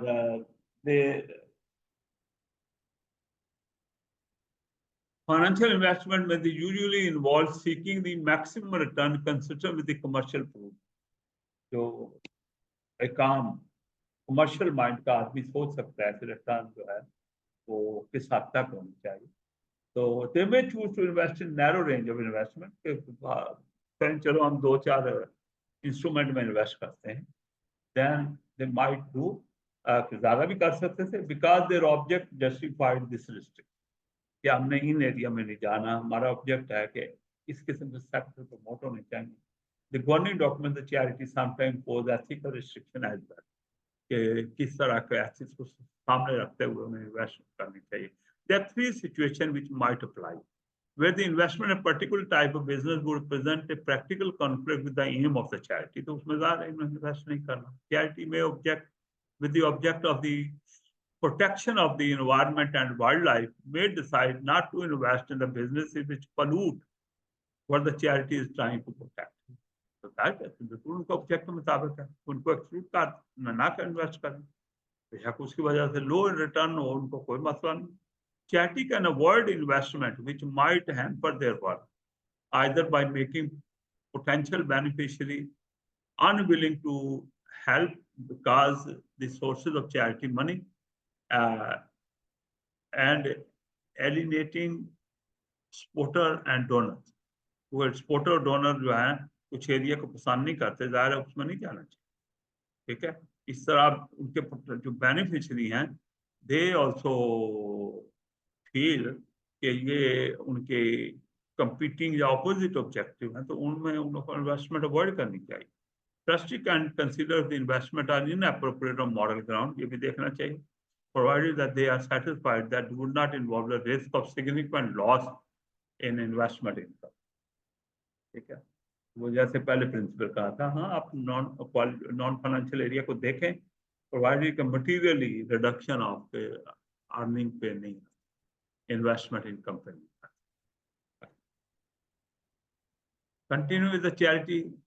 Obviously, inconsistent investment policy may be subject to challenge by aggrieved counterparty or member of the public। अगर आपकी इन्वेस्टमेंट पॉलिसी आपके ऑब्जेक्टिव से इनकंसिस्टेंट होगी, जैसे पहले कहा गया, आपका मकसद वाइल्ड लाइफ को प्रमोट करना है और एनवायरनमेंट को प्रोटेक्ट करना है, और अब आपकी इन्वेस्टमेंट वहां हो रही है जो लोग पोल्यूट कर रहे हैं एनवायरनमेंट को, तो वो चैलेंज हो सकता है। Having a clear reason investment policy is essential if it to be defendable in courts। तो इसलिए क्लियर कट, इसलिए कहा था इन्वेस्टमेंट स्टेटमेंट होनी चाहिए किसी ऑर्गेनाइजेशन की। So scrupulous separation is advisable in reporting those financial instruments using from the treasury transaction, arising from the treasury transaction, and those made for policy reason. For example, loan to community organization that would fall well short of the credit criteria of an organization, the treasury lending list। इसको avoid करना चाहिए। जैसे criteria होना चाहिए किस किस्म की financial strength वाली एंटिटीज में, बैंकों में आप पैसे रखेंगे, इन्वेस्ट करेंगे, किन के शेयर लेंगे, किन के बॉन्ड लेंगे, तो वो अपने क्राइटेरिया डिफाइन किया, उससे हटके करेंगे तो दैट वुड बी इशू। ठीक है, प्रोफेशनल ऑब्लिगेशन और सिफा मेंबर जो हैं, अब अपने मेंबर्स को पॉइंट करने जा रहे हैं, जैसे हम भी इंस्टीट्यूट चार्टर्ड अकाउंटेंट पाकिस्तान अपने मेंबर को पॉइंट करते हैं कि ये हो तो आपने रिपोर्ट करना है। तो उन्होंने professional obligation CIPFA member in respect of trading management and general conduct are covered elsewhere in this material. A strategic manager with the responsibility for treasury and investment function, क्या करना चाहिए? An important consideration is alignment of reward for relevant staff in particular targets related to short-term return and likely to incentivize the risk। अच्छा, अब बहुत से जो manager होते हैं ना, वो रिस्क नहीं लेते, वो इजी लाइफ में जाना चाहते हैं, लेकिन अगर उनकी सैलरी को, उनकी रेमुनरेशन को परफॉर्मर रिलेटेड कर दें, जो उनकी फाइनेंशियल अचीवमेंट होगी और टारगेट अचीवमेंट से कर दें, करेंगे। दूसरा, वो उनको इंसेंटिव मिलेगा कि दे शुड कैलकुलेटेड रिस्क लें, वो फिर इजी गोइंग लाइफ नहीं। Classical consider across the full जो रेंज ऑफ रिस्पॉन्सिबिलिटी है for financial manager have been considered in this workbook. तो ये सारी वर्कबुक में यही एथिकल कंसिडरेशन जो है, वो जो फाइनेंशियल मैनेजर के रिस्पॉन्सिबिलिटी के अराउंड जो है वो क्या हो रहे हैं, उसकी बातें हम चलाते रहे हैं। अब हम बोरिंग की तरफ शिफ्ट हो रहे हैं। इसके बाद बोरिंग, ओके, अभी इन्वेस्टमेंट की बातें की, अभी बोरिंग की बड़ी थोड़ी बात हुई थी कि आप बोरो करके प्योरली इन्वेस्ट नहीं कर सकते। आज ये कहा गया था कि अगर आपने लॉन्ग टर्म बोरो कर लिया है, फंड अभी आइडल हैं, तो उनको इन्वेस्ट कर सकते हैं टेम्पोररी। ये बात अब बोरिंग की बात कर रहे हैं। Wide variety of the option for UK local authorities since perceived as low risk. वो ये नीचे वाली जो लो रिस्क है, इनमें एडवाइस किया जा रहा है। Main source of such boring क्या है? पब्लिक वर्क्स लोन बोर्ड, इसके बारे में डिटेल की बात करता हूँ मैं। बैंक्स जो हैं, इंटर अथॉरिटी लोन, एक अथॉरिटी के पास सरप्लस फंड है, दूसरी को लोन दे रही है, उससे इंटरेस्ट रिटर्न कम। बॉन्ड्स होते हैं, राइट, बॉन्ड अथॉरिटी भी इशू करती है, राइट। वो बॉन्ड जो है वो ओपन मार्केट बॉन्ड भी हो सकते हैं, वो अथॉरिटी के बॉन्ड भी हो सकते हैं। बॉन्ड का ये फायदा होता है कि इसमें गारंटीड अमाउंट रिटर्न होनी होती है, एक फिक्स अमाउंट आपको इनकम आ रही होती है, तो फ्लक्चुएशन कम होती है। यूके म्युनिसिपल बॉन्ड अथॉरिटी जो है, ये यूके एमबीए जो लिखा है, ये म्युनिसिपल बॉन्ड, ये आ जाएगा आपके पास, लेकिन इसकी एब्रीविएशन की गई है, पूरा यहाँ नहीं लिखा जा सकता। ये यूके म्युनिसिपल बॉन्ड अथॉरिटी। अच्छा, सोर्स ऑफ बोरिंग क्या है? पहले हम पब्लिक वर्क्स जो लोन बॉन्ड्स हैं उसकी बात कर लें, राइट। जो सबसे पहले वाला हमारा था पब्लिक लोन बोर्ड। तो ऑफिस ऑफ द गवर्नमेंट ये स्मॉल ऑफिस है, कुछ लोगों पे कंप्राइज करता है।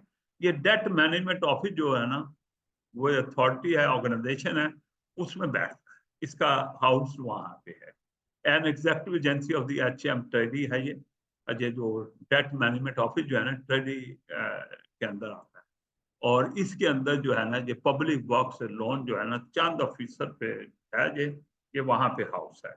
It effectively on lend the proceed of the UK government bond to the local authority। हमने कहा था यूके बॉन्ड को गिल्ड्स कहा था हमने, ठीक है। तो ये जो गिल्ड्स हैं, तो ये इनसे जो पैसे आते हैं, ये लोकल अथॉरिटीज को ऑन लैंडिंग पे ये देता है। उधर गवर्नमेंट कलेक्ट करती है पैसे, जिसका गवर्नमेंट पाकिस्तान बॉन्ड इशू करती है, और बाद में वो फंड जो है अपने पर्पज ऑनलाइन। पहले भी लोगों से बॉन्ड पे पैसे लिए हैं, तो लोन ही लिया। बॉन्ड से पैसा जो आता है लोन ही है। जो गिल्ड से आएगा पैसा तो लोन ही है ना, उसको आगे लोन के पे देना है दूसरे लोगों को, अथॉरिटी को।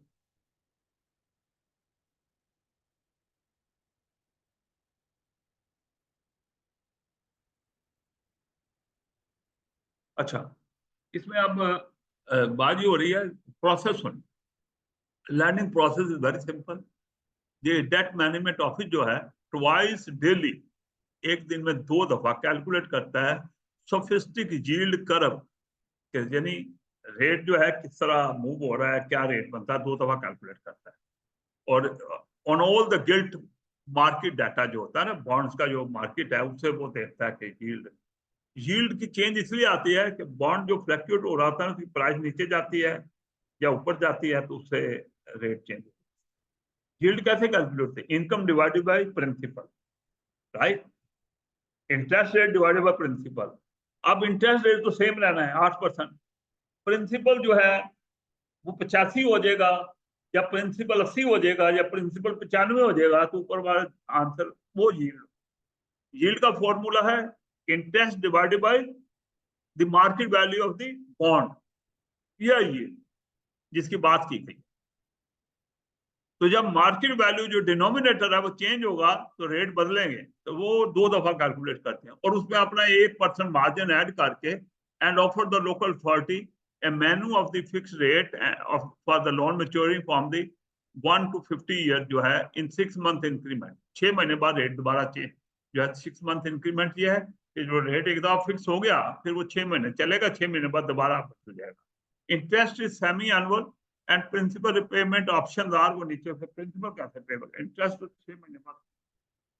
तो ये ऑफिस है, वो दिन में 2 दफा यील्ड रेट मार्केट करता है, और उस पे फिर अगर कोई लोन लेने आती है अथॉरिटी, तो उसको 1% उस पे ऐड करके तो लोन दे देता है, राइट। फिक्स रेट पे लोन दे देता है, ये फिक्स हो जाता है 6 महीने के। 6 महीने के बाद दोबारा रिवर्क होगा, फिर दोबारा एग्री किया जाए। ये तो रेट इंटरेस्ट पेमेंट है। प्रिंसिपल कैसे पे होगा? प्रिंसिपल मैच्योरिटी पे पे होगा। ये क्या उसको कहते हैं? बुलेट। बुलेट का मतलब एग्जाम पे होगा, एंड पे जब मैच्योरिटी डेट आएगी फुल पे होगा उसमें, last date of the loan.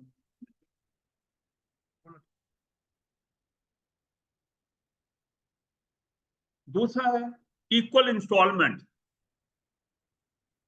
ठीक है, आपका 20 मिलियन का लोन है, और वो 20 मिलियन को डिवाइड कर दें 20 से, 20 साल पे पे होना है, 1 million equal amount along with interest.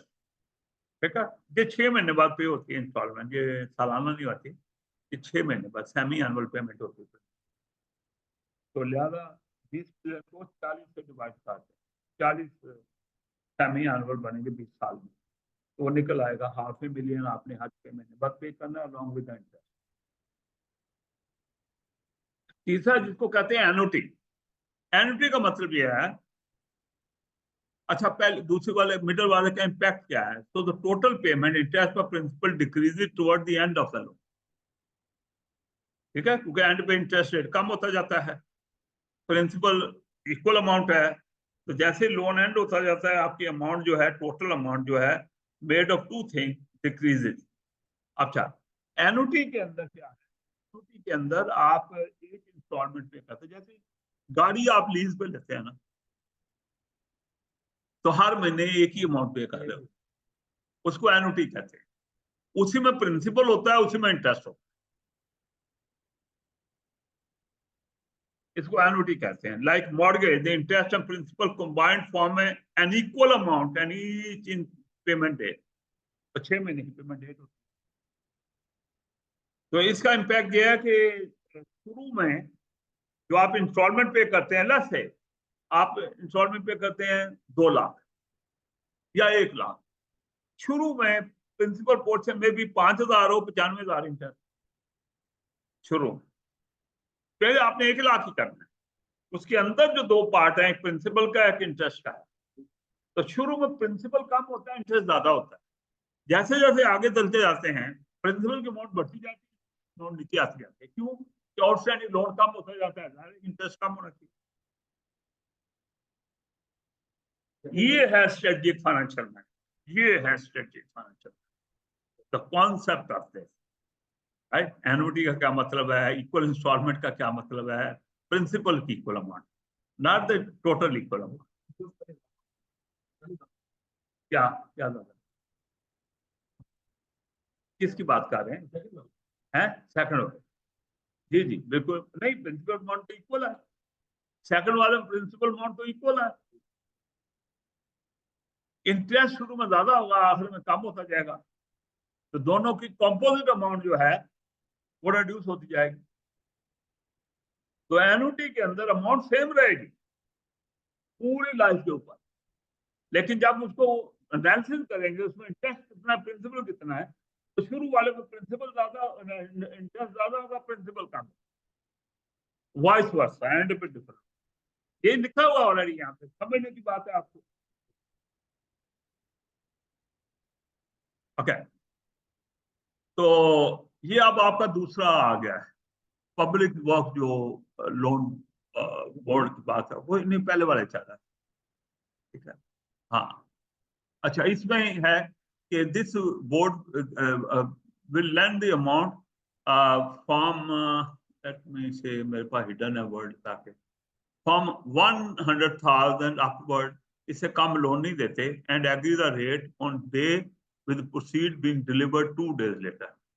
आज है डेट 15, ठीक है, 15 को इंटरेस्ट रेट एग्री हो जाएगा, क्योंकि 2 दफा वर्कआउट करते हैं ना, तो एग्री हो गया कि मैंने लोन लेना था, ये रेट लगेगा +1%।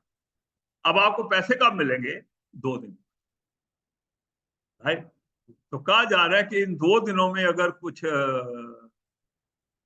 चेंजेस आ गई मार्केट में इंटरेस्ट रेट की, तो आपको उसका फायदा होगा या नुकसान, ठीक है। लेकिन एक बात ये की जा रही है जो बड़ी अहम है, कि there is no documentation to process और नेगोशिएट दिस लॉ। सीधा सीधा है, administrative cost is very low of this law. This exceptional flexibility means that the local authority can quickly take advantage of favorable rate। जैसे ही उनका favourable rate जिस दिन आया, 2 दफा कैलकुलेट हो, जाके लॉक करवा दिया। Achieve very precise matching of their loan portfolio, क्योंकि लोन पोर्टफोलियो में 1 से 50 साल तक का है, मैं 35 साल वाला लेना।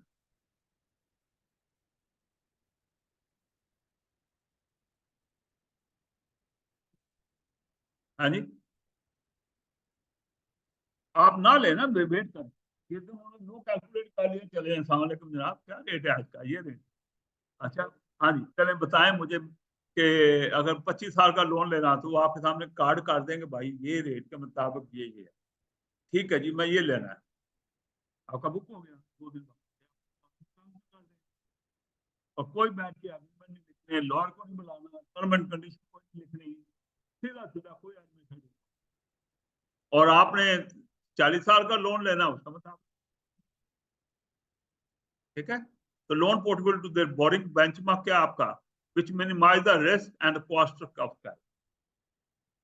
अनसरप्राइजिंगली, ये जो है source is a main lender to the government under the ordinary condition. क्यों? इसलिए तो ऊपर जो इसकी खूबियां बताई गई हैं, मिनिमाइज द रिस्क, कॉस्ट कम है, एडमिनिस्ट्रेटिव कॉस्ट या कम है, नेगोशिएशन और बोरिंग डॉक्यूमेंटेशन का कोई वजूद नहीं है, तो इसलिए this is very attractive. Okay, this source of is also lender of last resort.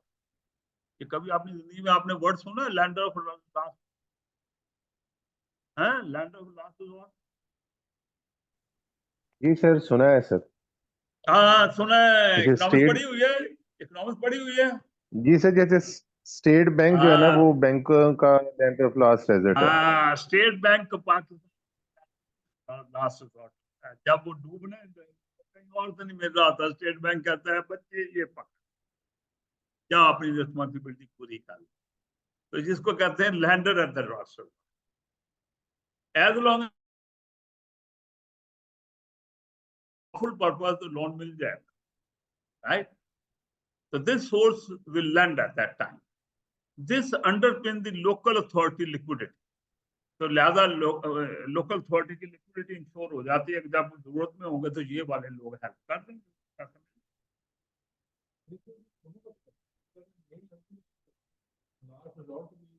नहीं, उसने कहा है कि इन खूबियों की वजह से ये सब की अट्रैक्शन बन गया हुआ है, हर कोई इसी से लोन लेने की कोशिश कर रहा है, ये मेन लेंडर हो गया। तो लास्ट लॉट का मतलब है एक बेचारे को कहीं और से नहीं मिल रहा, उसने कहा आप मेरे माई बाप हैं, तो उन्होंने कहा हाँ बिल्कुल आपके माई बाप हैं, ले लें, क्या चाहिए आप, ये रेट है आपको, ले लें।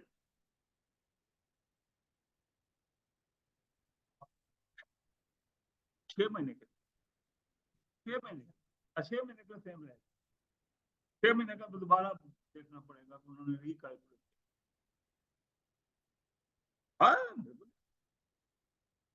जितने लोन 20 साल 40 साल के होते हैं, इनका रेट 40 साल का फिक्स नहीं होता, ये होता है साल बाद बदल जाएगा, 6 महीने बाद बदल जाएगा, 2 साल बाद बदल जाएगा, टाइम होता है जब उसने रिव्यू होना, तो कुछ भी हो सकता है। जैसे हम मॉर्गेज घरों की लेते हैं 25 साल की में या कैनेडा में, तो इंटरेस्ट रेट 25 साल के नहीं, लोन 25 साल के लिए मिला, रेट एक्सक्यूज मी दोबारा सर, देखा जाएगा। सर वॉइस इश्यू काफी है, आपकी आवाज नहीं आ रही सर, बीच बीच में से आवाज नहीं गायब हो आ जाती। रही, आवाज नहीं आ रही, आवाज नहीं आ रही, आप दूर तो नहीं बैठी बहुत ज्यादा? नहीं सर, वो मैं से आप माइक से जरा दूर हो जाते हैं तो आवाज बंद हो जाती है आना। नहीं, वो मैं शायद जब बात कर रहा था तो मेरा मुंह दूसरी तरफ चला गया था, मैं वो ये चढ़ाया नहीं हुआ क्योंकि वो मैं थोड़ा सा इरिटेट फील करता हूँ, वो फिर इधर उधर घूमने में, तो इसलिए अगर ज्यादा आवाज का मसला हो तो बता दीजिएगा, फिर मैं अपना ये ईयरफोन लगा लूँ, लगा लूंगा, हेड वाला लगा लूंगा, ठीक है? कोशिश करूंगा कि सामने ही बात करूं। Okay sir.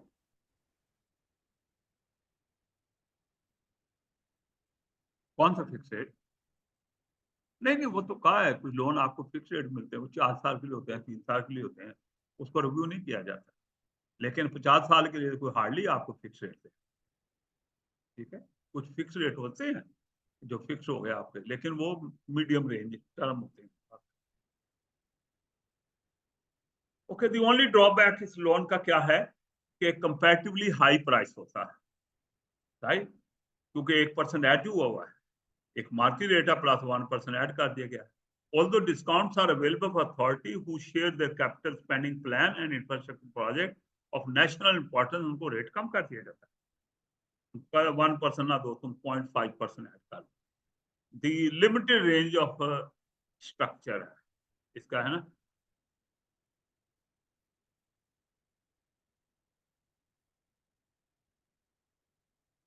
गवर्नमेंट इशू करती है बॉन्ड, गवर्नमेंट को पैसे आते हैं, ये गवर्नमेंट की डिपार्टमेंट है।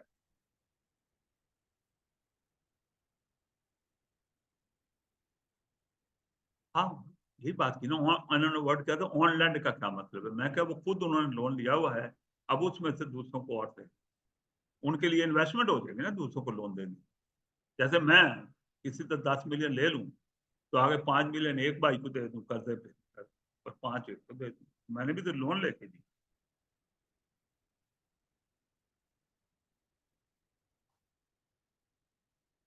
यार मेरे भाई, लोकल बॉडी के बॉन्ड कौन खरीदेगा?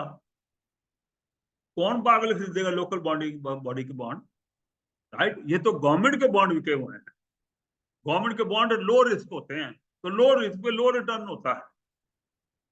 जो कंपनी बॉन्ड देती है वो 12% पे लेस है पाकिस्तान में, गवर्नमेंट जो बॉन्ड देती है 7%, तो पहले उनका रेट लो होता है। अगर हम मार्जिन अपने ऐड कर लेंगे तब भी वो बेहतर ही देगा। समझ आई बात की नहीं?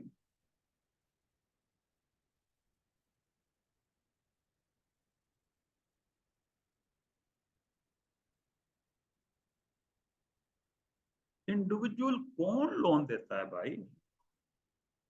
आप कंपेयर टू बैंक कर सकते हैं, कंपेयर टू बैंक कर सकते हैं, इंडिविजुअल से तो नहीं करेंगे। एक वर्ड आपने यूज किया था, रिस्क एंड रिटर्न। अगर कंपनी ए बॉन्ड इशू करती है, जैसे निशाद बॉन्ड इशू करती है या जनरल मोटर बॉन्ड इशू करती है, तो उसका रेट शायद 10%, तो वो रिस्क है। दूसरा गवर्नमेंट बॉन्ड इशू करेगी तो उसका रेट 7% हो, उसमें रिस्क नहीं है, गवर्नमेंट डूबने वाली नहीं है। अब जो 7% पे आ गए, आगे उन्होंने मार्जिन भी ऐड कर लें तो तब भी वो मार्केट से सस्ता ही रहेगा। ओके, दी ओनली ड्रॉबैक बता दिए कि लिमिटेड रेंज ऑफ स्ट्रक्चर होते हैं, बस उन्होंने 4-5 स्ट्रक्चर बनाए हुए हैं, उनसे आपने उठाना है। No ability to borrow on a index link basis.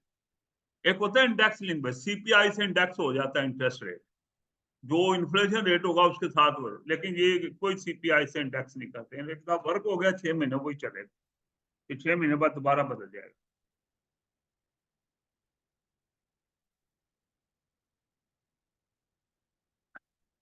Okay,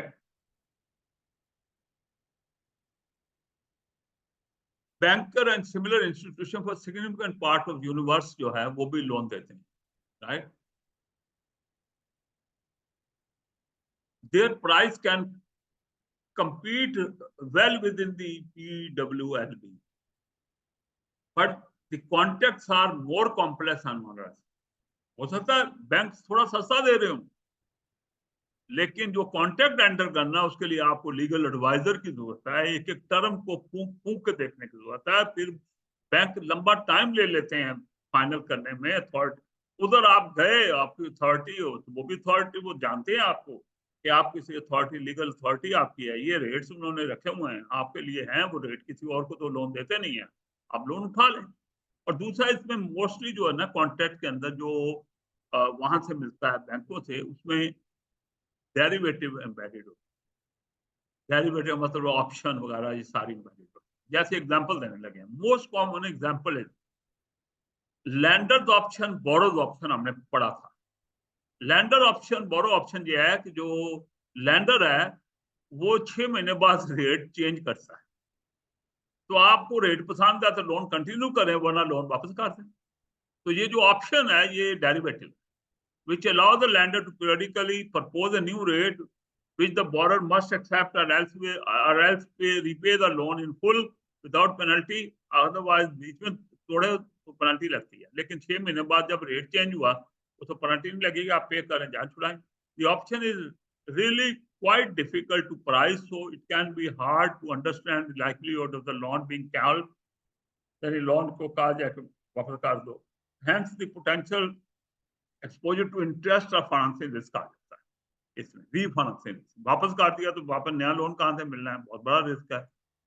अगर मान लिया तो इंटरेस्ट रेट आई फिक्स हो गया, तो ये इंटरेस्ट और रीफाइनेंसिंग रिस्क इसके अंदर, ठीक है ना, एलओबीओ की बात हो गई, ठीक है। Even if you understand these advance instrument, the constant monitoring and scenario testing is advise. कहते हैं ये जो होती है ना अथॉरिटीज वगैरह, इनके लोगों के पास इतना नॉलेज नहीं होता कि डेरिवेटिव को समझ, लेकिन अगर नॉलेज हो भी तो वो कांस्टेंट मॉनिटरिंग और सिनेरियो टेस्टिंग की वजह से वो अवॉइड करते हैं। तो अब बैंकों में एक बैंक का नाम आ रहा है कि उनका बैंक है, लेकिन ये सस्ता लोन दे सकते हैं, लेकिन बड़ी हैवी डॉक्यूमेंटेशन है, बड़ा टाइम भी लग सकता है, और इसमें डेरिवेटिव भी होते हैं। उन्होंने आपको मिडिल पेज में एग्जांपल दे दी एलबीओ की, जो हम पहले पढ़ चुके हैं, और उसमें बताया कि उसमें इंटरेस्ट और रीफाइनेंसिंग रिस्क मौजूद है। और लास्ट पैरा में अब है कि European investment bank also lend to local authority for project it deems appropriate. there is a great flexibility of loan structure than the PWL. Bank का जो लोन स्ट्रक्चर है ज्यादा है, उसमें रेंज ऑफ स्ट्रक्चर है, इसमें ज्यादा स्ट्रक्चर है लोन के हैं, and often much better prices पे मिलता है. However, this comes at the cost of complicated contracts. इसके ऊपर बात किया, लॉयर चाहिए आपको, स्लो एग्जीक्यूशन, बड़ा टाइम लगता है, 8-10 महीने लग जाएंगे, and the need of the project to be large enough, बहुत बड़े साइज का प्रोजेक्ट होना चाहिए, तब आपको ये यूरोपियन इन्वेस्टमेंट बैंक वाला लोन सूट करता है. In practice, this is only an option for very large local authority, not छोटे छोटे. So this is the banking part. So since the Icelandic bank crisis, many local authorities have now struggled to find the counterparty for their investment. तो Icelandic bank क्या होता था, उनको पैसे मिलते थे, ये इन्वेस्ट कर दिया था. अब वो फ्लॉप हो गया हुआ है, बीसीसीआई की तरह हम बात कर चुके हैं already. For the reason detailed above, other local authorities are an attractive safe haven with a little prospect of default. अच्छा, ये है कि एक लोकल अथॉरिटी के पास सरप्लस फंड है, एक के पास शॉर्ट, तो सरप्लस वाले के इन्वेस्ट करना चाहते हैं तो वो अपनी किसी दूसरी अथॉरिटी को दे देंगे लोन, उनसे इंटरेस्ट इनकम अर्न कर लेंगे. उनका भी भला, उनका भी भला. उनका भला ये है कि उनको अगर वो किसी बैंक में इन्वेस्ट करते तो वो लो रेट मिलते, क्या अथॉरिटी से बेहतर मिल गया, तो उस अथॉरिटी को फायदा है कि बीच में से बैंक निकल गया, उसका मार्जिन वो सेव हो गया, तो उसको भी लो रेट मिल गया एज कम्पेयर टू अगर वो ओपन मार्केट से बैंक से ले गया. Okay, local authorities are attractive safe है with little prospect of default. हमने पहले ही कहा था कि जो गवर्नमेंट की जो ऑर्गेनाइजेशन है इनमें डिफॉल्ट नहीं आता. With many deals now occurring bilaterally, आपस में करते हैं. This can be cheap and efficient source of finance, जो मैंने अभी एक्सप्लेन किया है. One drawback is limited scope of very long term loan. ये है मसला कि लॉन्ग टर्म लोन बहुत कम होते हैं. As most lending authority will not want to tie up their reserve or other investable amount for longer than a year. तो वो उसको क्या रखना चाहते हैं, लिक्विड रखना चाहते हैं, liquid. This exposes the borrower to interest rate and refinancing rate. तो लिहाजा जो बोरोर है उसको साल बाद कहीं फिर और जाना पड़ेगा, वहाँ हाई रेट मिल सकता है, फिर उसको रेट बदल गए होंगे, या उस वक्त कहीं से पैसे नहीं मिल रहे होंगे. तो ये मसला है. एन एग्जाम्पल में भी थोड़ा council, which in September 2022 had borrowed 941 million in short-term loan from other councils. Sister council से इन्होंने इसमें भी फाइनेंसिंग की. They were short of funds, इनको मिल गई. अच्छा जी, अब डेट कैपिटल बॉन्ड मार्केट की हम बात करने लगे हैं कि बॉन्ड भी इशू करती है authority. Since PWL increased its margin 2010 में उन्होंने अपना मार्जिन बढ़ा दिए, 1% से भी ऊपर चले गए थे. There have been a number of authorities जिन्होंने खुद अपने बॉन्ड इशू किए, जिनमें एग्जांपल है transport for London, the greater London authority ने बॉन्ड अपने इशू किए, और दूसरा है वरिंगटन बोरो काउंसिल, इन्होंने भी अपने बॉन्ड इशू किए. राइट, उस पैसे पब्लिक से, जनरल पब्लिक से, यहाँ जनरल पब्लिक पैसे इन्होंने बॉन्ड इशू किए और जनरल पब्लिक से. Issue bond extremely labour intensive, बहुत मेहनत करनी पड़ती है, बड़े कंसल्टेंट लगाने पड़ते हैं, involving complex document, involving legal review, involving close liaison with the adviser, involving intensive marketing to the investor, right, typically including a tour of all the major investor called a road show conduct करना, and many follow up calls and inquiries. जो interest show करते हैं उनको phone करते हैं, भाई आपने कहा था आप सोचेंगे, क्या सोचा है, बड़े भाई से पूछा नहीं है, क्यों नहीं पूछा, ये करो. तो ये एक लंबा प्रोसेस होता है. There is a strong element of negotiation of the spread over the reference instrument, usually gilt of the similar tenure to a proposed bond. ठीक है, तो वो देखा जाता है गिल्ट पे रेट क्या है, इधर ये क्या दे रहे हैं, ये ज्यादा देंगे तो आएगा ना, वरना लोग गिल्ट में इन्वेस्ट कर देंगे, इनके पास कौन आएगा.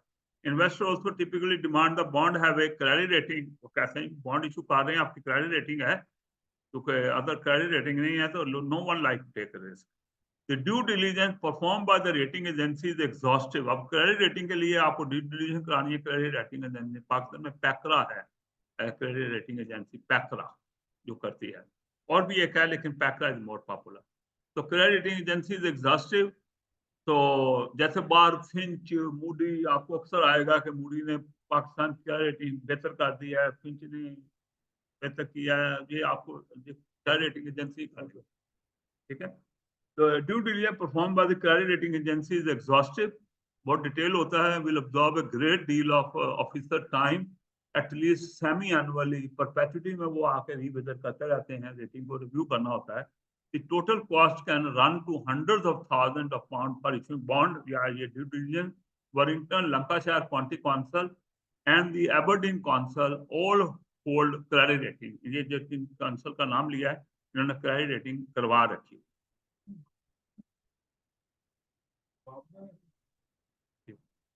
क्रेडिट रेटिंग कराई होगी।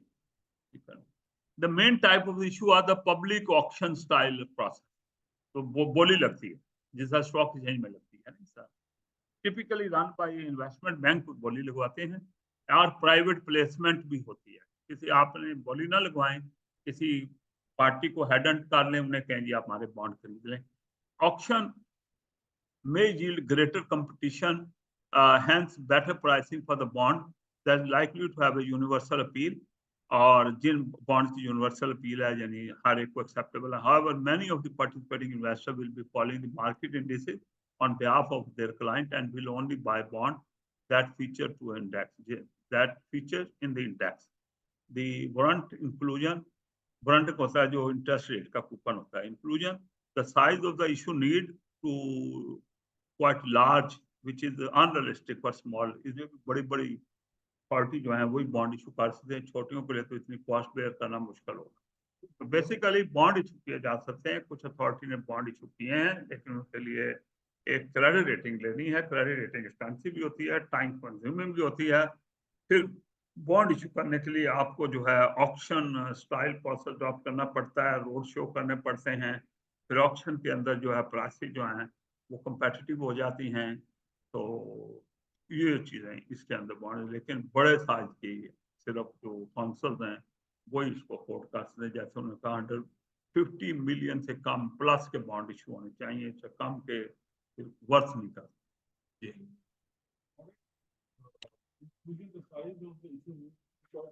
ये देखें, ये बॉन्ड है, ये बॉन्ड है, ये ऊपर जो है ना ये वारंट है। तो मैं ऐसे कर दूं ना, तो आपको दे दूं, पैसे ले लूं, आप जाके अपना इंटरेस्ट ले लीजिएगा जिस दिन ड्यू होगा, इसको कूपन कर, इसको वारंट कर, ठीक है। एक है कि आपको डिस्काउंट में कूपन नहीं होता, वो एंड पे फुल प्राइस मिलेगी। जो रेगुलर इनकम देता है उसको वारंट कर, उसमें 5 पेमेंट होने से 5 वारंट लगे हों, तो वो आप जाके कैश करा लें, पूरा बॉन्ड ले जाने की जरूरत नहीं, पूरी फाइल वो ले जाएं, उन्हें कहेंगे भाईजान खिड़की से ऐसे आराम से। Okay,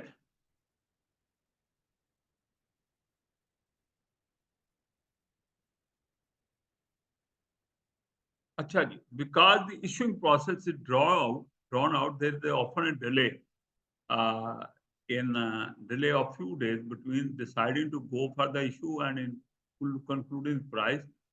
During this window, market can move, introducing the interest rate risk. तो वो पहले भी हमने कहा था कि LW जो था उसमें 2 दिन बाद पैसे मिल रहे हैं, उन 2 दिन के बाद रेट बदल गया तो आपको फायदा भी हो सकता है, नुकसान भी हो सकता है। मैंने रिस्क का बात की थी कि risk doesn't mean loss, risk mean variation. The private placement can be more flexible and quicker. Head hunting से प्राइवेट प्लेसमेंट कहते हैं जब आप कुछ पार्टीज को जाके अप्रोच करें कि बॉन्ड लिया, ओपन पब्लिक ऑक्शन ना करें, इसको प्राइवेट प्लेसमेंट कहते हैं। And can be more flexible and quicker, but rely on identifying the investor, किसको आइडेंट करना है, किसके पास जाना है। A small group of investors whose investment need closely match your boring requirement, वो उनको आपको ट्रेस करना है। अगर अपने हेड एंड करनी, वरना अखबार में ऐड दे के पब्लिश करके सोशल मीडिया पे फिर इकट्ठे ऑक्शन करानी पड़ेगी। ऑक्शन ज़्यादा टाइम कंज्यूमिंग होती है, और despite all the complication bonds can be very successful. और जो greater London authority and travel for London जो है, ट्रांसपोर्ट लंदन जो है, transport for London have saved 10 of millions of pounds net of all cost with a fixed rate issues and the GLA and the Warrington have issued the first ever consumer price index linked bond as a hedge against the risk inherent in the business rate income. उन्होंने क्या है, business rate income भी तो inflation से change होनी है ना, अगर इंटरेस्ट रेट भी इन्फ्लेशन चेंज होगा तो कोई मसला ही नहीं। तो ये अगले पैरे में यही लिखा गया है कि बिजनेस रेट जो होते हैं वो इन्फ्लेशन लिंक्ड होते हैं। तो अगर इन्फ्लेशन बढ़ेगी तो रेट बढ़ जाएंगे, उधर आपका इंटरेस्ट बढ़ जाएगा, तो दोनों आपस में कंपनसेट कर लेंगे। अगर इन्फ्लेशन गिरेगी तो आपकी इनकम गिरेगी, दूसरी तरफ इंटरेस्ट इनकम भी गिरे, इंटरेस्ट एक्सपेंस भी गिरेगा, दोनों आपस में टाई हो जाएंगे। अगले पैरे में ये लिखा business rate linked to inflation, so inflation is lower than expected, income will be lower, but on the other side आपका जो इंटरेस्ट कॉस्ट है लोअर होगी, फिक्स है और प्राइस इंडेक्स के साथ लिंक है एंड वाइस वर्सा। हाँ तो मैं तो डायरेक्टली प्रोपोर्शनल होता है, एक बड़े का सम लगे या दूसरा डायरेक्टली कोरिलेटेड करते हैं, डायरेक्टली। ठीक है। ओके, इन 2016 ये अब आपका यूके एमबीए आ गया, UK MBA. In 2016, the UK Municipal Bond Agency was set up as a company or with 56 local authority and the local government association as a shareholder. The UK MBA is owned by a local government for local government. इसको local government की company कहते हैं for local government, यानी इसके shareholder भी local government he. The UK Municipal Bond Agency can provide the funding through 3 lending programs. तो ये 3 हैं। एक proportionally guaranteed pool of loan 1 million or more for the maturity greater than 1 year, right? 1 साल से ज्यादा का loan 1 million और मोर का लोन देते हैं प्रोपोर्शनल गारंटी की बेस पे। प्रोपोर्शनल गारंटी का मतलब ये होता है कि मैंने लोन दिया और वो किसी ने गारंटी काट दिया, ठीक है। मेरे सिस्टर कंसर्न ने, कंपनियों ने, मेरी एसोसिएट कंपनियों ने, किसी ने 15% गारंटी काट दिया, किसी ने 20% गारंटी काट दिया या 80% पूरा लोन गारंटी काट दिया, तो ये प्रोपोर्शनली गारंटीड होते हैं। फुली गारंटीड क्या लें या प्रोपोर्शनली गारंटीड। दूसरा होता है standard loan to a single local authority और 250 million और more for maturity greater than 1 year. These loans are outside the proportional guarantee, पहले के अलावा होता है, and are guaranteed solely by the borrower. जो ले रहा लोन उसने इसे गारंटी करना होता है सोल, दूसरे लोग बीच में नहीं होते, दूसरे लोग प्रोपोर्शनल नहीं कर रहे थे। Who must obtain external credit rating from one or more of the credit rating agencies. ये बोरर जो है इनको क्रेडिट रेटिंग लेनी चाहिए, बहुत बड़ा लोन ले रहे हैं इसलिए इनको स्टैंडर्ड लोन मिल रहा है, प्रोपोर्शनली गारंटी नहीं होगा, खुद ही गारंटी क्या होगा, ज्यादा रिस्की हो सकता है, इसलिए इसको अपनी क्रेडिट रेटिंग करवानी। Short term pooled loan outside of proportional guarantee, पहले वाले लोन के अलावा for maturity of less than 1 year, ये शॉर्ट टर्म लोन होते हैं। तो इस तरह ये जो यूके एमबीए है ये बॉन्ड इशू करके तो यहाँ से आपको लोन दे सकता है local authority. As at November 2021 the UK MBA had made 2 loans, both Lancashire County Council and total 600 million जो हैं, ये मैनचेस्टर वाली क्वांटी है, ये लंकाशायर जो है इसको मैनचेस्टर सिटी इसमें आता है। ओके, टोटल 600 million का लोन दिया गया। Good summary of all these issues is available in house of common briefing local government commercial property investment के अंदर पूरी समरी मौजूद।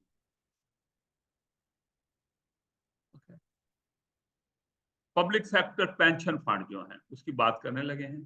Public service organisation often manage investment other than for treasury purpose. Treasury purpose होता है ना कि पैसे जब शॉर्ट हैं, एक्स्ट्रा हैं, इन्वेस्ट कर दें, शॉर्ट हैं, बोरो कर लें। The most common examples are the pension fund, are the charities and education endowment fund. Some investment income, इनका काम ही होता है कि इन्वेस्टमेंट इसलिए करते हैं वहां से इनकम जनरेट हो ताकि इनकी बेनिफिशियरी को जो है ना आप फिर अच्छी रिटर्न के साथ पेंशन वगैरह चीजें दे सकें। The time frame for such investment longer than the treasury purpose. Treasury purpose के लिए साल का है, 6 महीने का है, ये तो 15-15, 20-20 साल के लोन दे देते हैं क्योंकि पेंशन तो ओवर लॉन्गर पीरियड पे होती है। There is less emphasis on change in the value over the short term Investment for these long-term purposes are typically classified as either growth or income dependent. Growth है जिसमें capital gain होता है, growth में capital gain होता है, और income जो depending है उसमें रेगुलर इनकम जनरेट होती है, depending respectively whether long term goal is to increase the capital value to be realise by later disposal of those investment और regular cash flow of return. एक income depending जो है वो regular cash flow देती है, जिससे आपके day to day के एक्सपेंस अथॉरिटी के मीट होते हैं। जबकि दूसरा है उसमें कैपिटल गेन होता है। फॉर इंस्टेंस अथॉरिटी की बात नहीं हो रही है, पेंशन फंड की बात हो रही है। For instance an endowment for the purchase of new building, पैसा आपको मिला हुआ है, रेज किया हुआ पब्लिक से कि आपने एक बिल्डिंग बाय करनी है फ्यूचर में जाके किसी चैरिटी में। इन द फ्यूचर में भी इन्वेस्टेड प्राइमरली इन ग्रोथ है, उसको ग्रोथ में इन्वेस्ट करें, क्योंकि जब बिल्डिंग लेंगे तो उस वक्त बिल्डिंग की कॉस्ट ज्यादा हो सकती है मार्केट डायनामिक की वजह से। तो लिहाजा आप लॉन्ग टर्म में इन्वेस्ट करें जाकर, उसमें भी कैपिटल गेन हो, उससे तो आपकी प्राइस में इंक्रीज जो है वो कंपनसेट हो जाए आपके कैपिटल गेन जो अपनी इन्वेस्टमेंट से आपको हो रहा है। In order to maximise one of purchasing power, where as scholarship fund, अगर आपने एजुकेशन की बात हो रही है, स्कॉलरशिप फंड उसमें तो आपको रेगुलर इनकम चाहिए ना स्कॉलरशिप देने के लिए, तो आप लॉन्ग टर्म में इन्वेस्ट नहीं करते, वो आप ऐसी चीज में इन्वेस्ट करते हैं जिससे रेगुलर इनकम भी आए और आप उसको मैच्योर भी, लिक्विडेट भी जल्दी करवा लें, तो उसमें फिर आप इन्वेस्ट कर सकते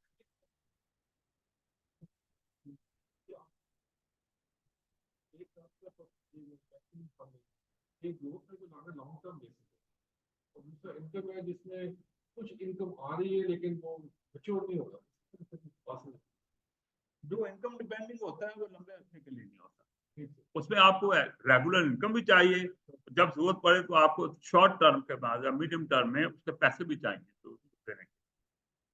जैसे स्कॉलरशिप एडमिशन के वक्त दिए जाते हैं साल में एक दफा, ठीक है, राइट, जिनको भी देने हैं, तो आपने जो पैसे इन्वेस्ट किए हुए हैं, अगर आपने लमसम जो देने हैं वो साल बाद देने हैं, तो आपको उसको तो सारे फंड आ जाने चाहिए ना देने के।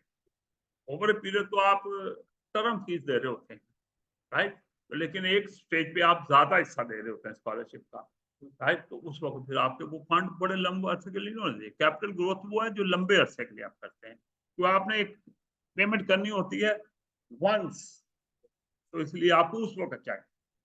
जबकि इनकम डिपेंडिंग में आपको पेमेंट जो है एक तो रेगुलर करनी होती है, और या फिर आपको शॉर्ट टर्म पीरियड के बाद करनी होती है।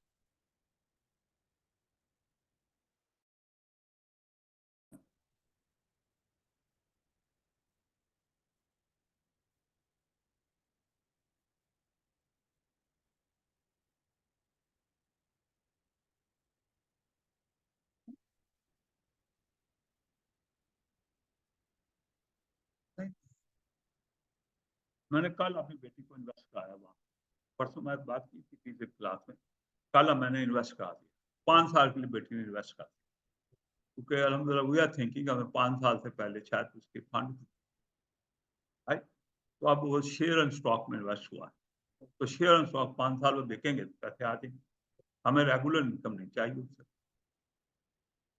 वो तो जरूरत के मुताबिक है ना, कितनी देर के लिए आपको ग्रोथ में इन्वेस्ट करना है। 20 साल वाला प्रोजेक्ट है आपका, वो उन्होंने एक उनके पास है 50 ईयर की एज में आपको पैसे मिलते हैं और आप अपना घर बाय करते हैं, राइट। गवर्नमेंट भी 25% हर साल जो आप इन्वेस्ट करते हैं 25% गवर्नमेंट देती है, अब किसको वो जरूरत है तो वो ले ले, तो ये ग्रोथ। प्लॉटों वोटों की बात नहीं हो रही भाई, वो तो कमर्शियल प्रॉपर्टी में वैसे ही कहा है आपको, कमर्शियल प्रॉपर्टी में अगर उनको फंड इन्वेस्ट कर सकते, वो तो उनके अपने एसेट है, ये इन्वेस्टमेंट होती है जो किसी के हाथ में उसको इन्वेस्ट। जो कमर्शियल प्रॉपर्टी की तो हम पहले ही बात कर चुके हैं, बहुत सी कौन कमर्शियल प्रॉपर्टी में इन्वेस्ट करती है, वो तो उनका वैसे ही, तो प्लॉट उसी में आ गया ना, आपके एंगल से वो हो रहा है, हम अथॉरिटी के एंगल, गवर्नमेंट एंटिटी के एंगल से बात कर रहे हैं, आपके एंगल से प्लॉट भी ग्रोथ है, इंडिविजुअल के एंगल। हाँ जी जी, हाँ, उसकी जरूरत के मुताबिक उनको कब पैसे चाहिए। अच्छा जी, if the organization is managing investment on a trust basis, किसी के ब्याह पे, जैसे ये फंड होते हैं आपके पेंशन फंड है, ये अपने पेंशनर के ब्याह पे इन्वेस्ट कर दो, The chief financial officer must inform the board for their fiduciary duty toward the beneficiary. ये आ गया toward the beneficiary, उनके behalf पे of the trust to obtain the best return possible. Therefore, ethical screening of the investment beyond the obvious criteria of legality is not allowable if returns are not likely to be negatively affected.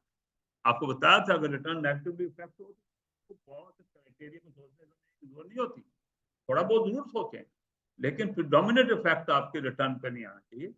CFO should point out that the good corporate governance is associated with the long-term return, and therefore that poorly run unethical companies are unlikely to be attractive investment in the first place, क्योंकि वो ज्यादा देर चलेंगे नहीं, कहीं ना कहीं उनको पेनल्टियां लग जाएंगी, सैंक्शन आ जाएंगी, राइट. तो इसलिए ये देखना चाहिए. With all other category of investment, it is ultimately the board's decision how balances are invested, fund कैसे इन्वेस्ट किया जाता है. In most public sector contexts, cash balances are either tax, donation or borrow proceeds received in advance of the need. कहा था कि आपने पैसे मिले हुए हैं, किसी में इन्वेस्ट करने, टेम्पररी आप इन्वेस्ट कर सकते हैं. In such circumstances, CFO should point out the need of balance to the board opinion on ethical investment against ensuring that those balances are not put at increased risk of loss, having spending power diminished by inflation as a result of lower investment return. जरूर ऐसी का सोचना चाहिए, बिल्कुल legality का सोचना, right. लेकिन जो लोअर इन्वेस्टमेंट रिटर्न में नहीं हो जाता, राइट. थोड़ा बहुत इम्पैक्ट आ जाए लोअर तो ठीक है, हाईली लो रिटर्न जो होगी तो फिर क्वेश्चन होगा कि यार ये आपने एथिकली सोचते रहे हैं, तो एथिक का तो इतना प्रॉब्लम ही नहीं था, आप कुछ ज्यादा ही नहीं सोचते रहे. एथिक्स है, कंपटीशन है, इन चीजों को.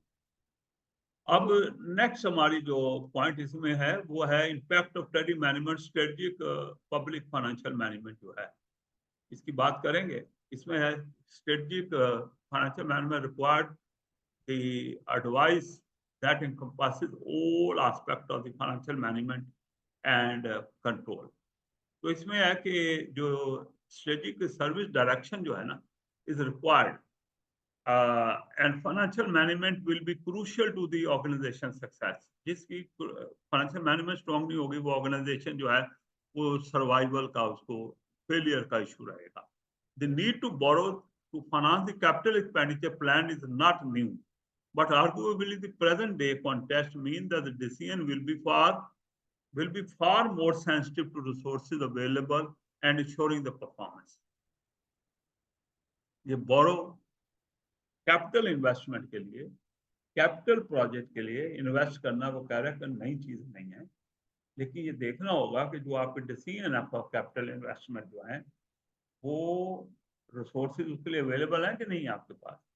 सेकंड परफॉर्मेंस जो कैपिटल एक्सपेंडिचर में जो इन्वेस्टमेंट है आपकी, जैसे मैंने एग्जांपल दी थी, रोड हैं, मोटरवेज हैं, ब्रिजेस हैं, हॉस्पिटल्स हैं, बिल्डिंग्स हैं, इसमें लॉन्ग टर्म में उसकी इंश्योरिंग द परफॉर्मेंस. परफॉर्मेंस दोनों एंगल से आती है, फाइनेंशियल परफॉर्मेंस भी है और ऑब्जेक्टिव अचीविंग परफॉर्मेंस.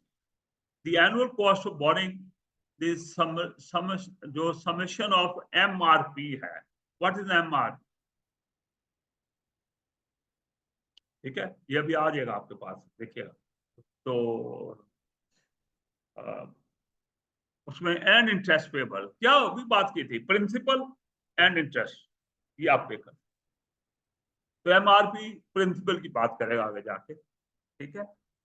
ये नहीं है मिनिमम रिक्वायर्ड प्रिंसिपल, इसका नाम नहीं है, लेकिन बात उसी की हो रही है, राइट.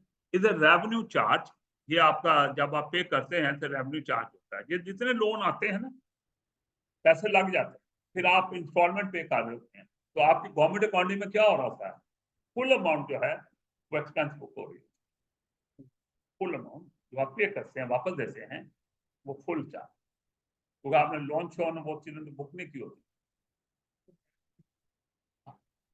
वो जब पेमेंट कर रहे होते हैं तो रेवेन्यू चार्ज बुक हो रहा होता है. इन the context of the medium term financial strategy जो है, MTFS जो है, मीडियम टर्म फाइनेंशियल स्ट्रेटजी है, the additional cost of borrowing has a direct effect on any budget saving required to achieve the balanced budget. So the emphasis the overarching need to align use of resources to the service objective. तो ये हमने पहले भी कहा है कि ये जो आपके यूज ऑफ रिसोर्सेज जो है ना, ये सर्विस ऑब्जेक्टिव के साथ अलाइन होने चाहिए। शुरू से हम बात करते चले आ रहे हैं। There is a multitude of factor that need to be considered by the CFO in providing the strategic financial advice. ये याद है हमने बिजनेस पार्टनर की बात की थी कि ये स्ट्रेटेजिक फाइनेंशियल एडवाइस जो प्रोवाइड कर रहा है ऑन कैपिटल इन्वेस्टमेंट, ये part of that business partner है कि उसमें स्पेशल स्किल चाहिए on the capital investment plan, the revenue impact of the investment. Revenue impact क्या है? बजट कौन सा टैक्स बढ़ेंगे, टैक्सेस ज़्यादा लगाने पड़ेंगे, but is also about the service outcome. Also service outcome को देखना है कि सर्विस कितना being facilitated by the investment. Service कितनी दी जा रही है उससे, क्योंकि आज वक्त फाइनेंशियल तो देखना नहीं है. And this draws much closer to the key objective of aligning the resources to service. Right? तो ये चीज भी देखना, एसेट को भी देखना, रिटर्न को भी देखना, service alignment with the resources of service objective भी देखना है। ये सारे काम सब करेंगे तो 7-8 चीजें निकल आएंगी जिसको देखना है।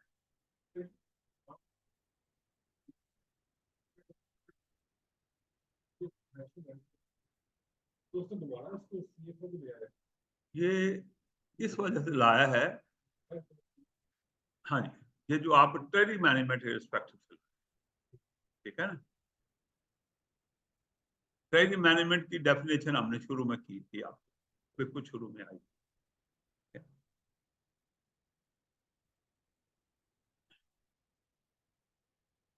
ट्रेडिंग मैनेजमेंट स्ट्रेटेजिक, ये आपको सम है जो कुछ मैं पढ़ाया ना अभी तक आपको, जो 1-2 स्लाइड में उसका सम आता है।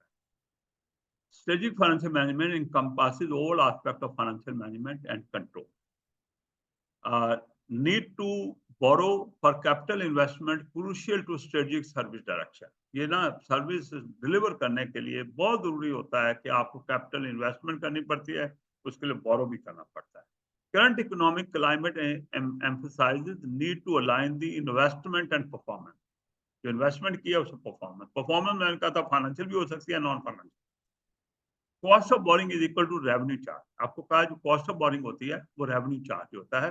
So increase the cost put pressure on the budget. जब आपने ये पैसे वापस करने हैं तो आपको फंडिंग ज्यादा चाहिए, बजट रेवेन्यू जनरेट होना चाहिए ताकि वो चाहिए। ये आपको consider multitude of the factor, पिछली स्लाइड पे कहा है, in capital investment. Service outcome should be facilitated by investment. ठीक है, तो इन्वेस्टमेंट से सर्विस आउटकम जो है वो उनको सपोर्ट मिलनी चाहिए, एनहांसमेंट आनी चाहिए। Key objective is to align the resources to the service objective. ये भी पिछली स्लाइड पर बात कीजिए, उसकी समरी है, तो लिख लीजिएगा समरी, इस पे आप लिख लीजिएगा समरी। पीछे जो स्लाइड 1 या 2 गुजरी है उसकी एक हाई लेवल समरी। अच्छा, ये आ गया आपका मिनिमम रेवेन्यू प्रोविजन है, MRP। ये प्रिंसिपल अमाउंट है जो आपके किसी लोन में है। The minimum charge to revenue to ensure unfunded borrowing reduce over time. ये आपने जो बोरिंग ली हुई है और उसको आपने ओवर पीरियड रिड्यूस करना है, यानी उसका प्रिंसिपल पे करेंगे तो रिड्यूस होगी ना। Mean by which capital expenditure financed by borrowing paid for by the council taxpayer, interest charged for the year payable or plus capital element of the charge of MRP, charged as MRP.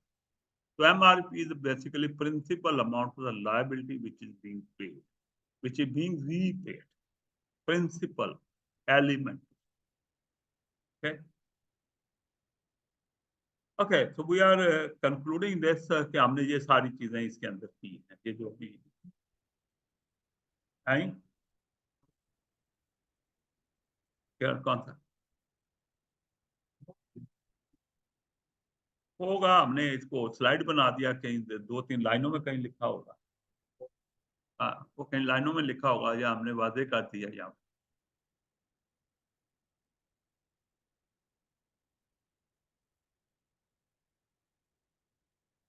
ये strategic financial management की जो heading है उसके अंदर कहीं line में लिखा होगा, राइट। तो इसे अपडेट कर दिया, ठीक है। तो अब हमने कितना में ब्रेक लेनी है? नहीं, अभी ब्रेक नहीं मैं ले रहा, फिर वो तो ब्रेक लेते हैं 4:15 में नमाज है ना, तो बस 5-7 मिनट में ब्रेक लेंगे। तो इसलिए कि मैं बहुत आप मटेरियल बहुत ज़्यादा है और मैं काफ़ी उसके पॉइंट ऑफ व्यू से स्लोली मूव कर रहा हूँ हर चीज़ को, ताकि मैं बोल लूँ, कवर कर लूँ। लेकिन अच्छा जी, इसमें सेशन 1 जो है, अच्छा अब हम वर्कबुक 4 में 2 सेशन हमारे आएंगे। आज की क्लास में एक सेशन आएगा, पूरा मुकम्मल नहीं होगा। इसमें हम budgeting in public sector organisation की बात करेंगे और दूसरे सेशन में हम managing the volatile funding and demand pressure. Demand pressure होता है फंड्स कहाँ कहाँ चाहिए, उसको डिमांड प्रेशर कहते हैं, जबकि आपकी जो फंडिंग है, जहाँ से पैसे आने, वो वॉलेटाइल है, फ्लक्चुएट होती है, राइट। तो ऑस्टेरिटी मेजर आ गए, ग्रांट जो है ड्राई अप हो गई, डोनेशन कम मिलनी शुरू हो गई, इकोनॉमिक क्लाइमेट चेंज हो गया, तो उस वजह से आपकी फंडिंग वॉलेटाइल हो जाती है। तो इन 2 चीज़ों को हम कवर करेंगे इसके अंदर। ओके, तो पहले वाले में हम budgeting in public service organisation, budgeting कैसे होती है। आपने बजटिंग की कोई टेक्निक्स पढ़ी होंगी कभी, ठीक है भाई। शेयर हो रही है ये स्लाइड?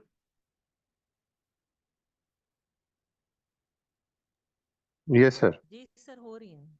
ओके, ये नई स्लाइड है और हम बस 3-4 स्लाइड करेंगे और उसके बाद we will have it 10 minute break. हमारे यहाँ नमाज होती है 4:15 बजे, उसके लिए हम करेंगे। अच्छा, ये चीजें मैं डिस्कस करूंगा आपके साथ इसमें कि कॉम्प्लेक्सिटी और budgeting in public sector organisation. फिर हम एक्सप्लेन करेंगे process of national budget formulation को डिस्कस करेंगे। फिर हम डिस्कस करेंगे annual, medium, long term budgeting और वैरायटी ऑफ बजटिंग जो टेक्निक्स और प्रोसेसेस हैं, उसको डिस्कस करेंगे। Then we look at and apply the theory around the fund management constraint, कि फंड मिलने में कंस्ट्रेंट क्या होती हैं, मैनेज करने की क्या लिमिटेशन है। यूज ऑफ वायरमेंट जो है इन पब्लिक सर्विस ऑर्गेनाइजेशन। वायरमेंट क्या होती है पता आपको है? है? ये होता है जब आपके एक हेड में पैसा पड़ा है तो वहां इस्तेमाल नहीं होना, निकाल के दूसरे हेड को एलोकेट करने को वायरमेंट है। हाँ, ठीक है,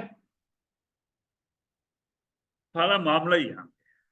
demonstrate how to produce the financial forecast. हम डिमॉन्स्ट्रेट करेंगे कि फाइनेंशियल फोरकास्ट कैसे बनती है, including the scenario planning technique. ये सिनेरियो प्लानिंग टेक्निक जो है ना, ये क्या है, ये फोरकास्टिंग और सिनेरियो प्लानिंग में क्या फर्क है। ठीक है, सिनेरियो प्लानिंग होती है जब अनएक्सपेक्टेड इवेंट टेक प्लेस होने हो, तो सिनेरियो प्लानिंग बेस्ट वे होता है किसी सोल्यूशन को लाने। तो budgeting in public sector service जो है वो क्या है कि compare to private sector, additional complexity and constraints are involved in budgeting in public sector. Reporting condition impose की जाती है बाय ग्रांट गिवर, कि हमें ऐसे ऐसे रिपोर्ट करना है, क्वार्टरली ये बताना है, मंथली ये बताना है। दूसरा, external sources not in the PSO control. जो एक्सटर्नल से जो फंडिंग आनी है, ये पब्लिक सेक्टर ऑर्गेनाइजेशन कंट्रोल में नहीं, right. User often do not पे फॉर दी सर्विसेज। तो मसला ये है कि जो इन ऑर्गेनाइजेशन के यूजर होते हैं वो फ्री सर्विसेज मोस्टली उनको मिल रही होती हैं, ऑल्दो हमने चार्जिंग को पढ़ा है, लेकिन वो बड़े कम सर्विस पे चार्ज हो रहा होता है।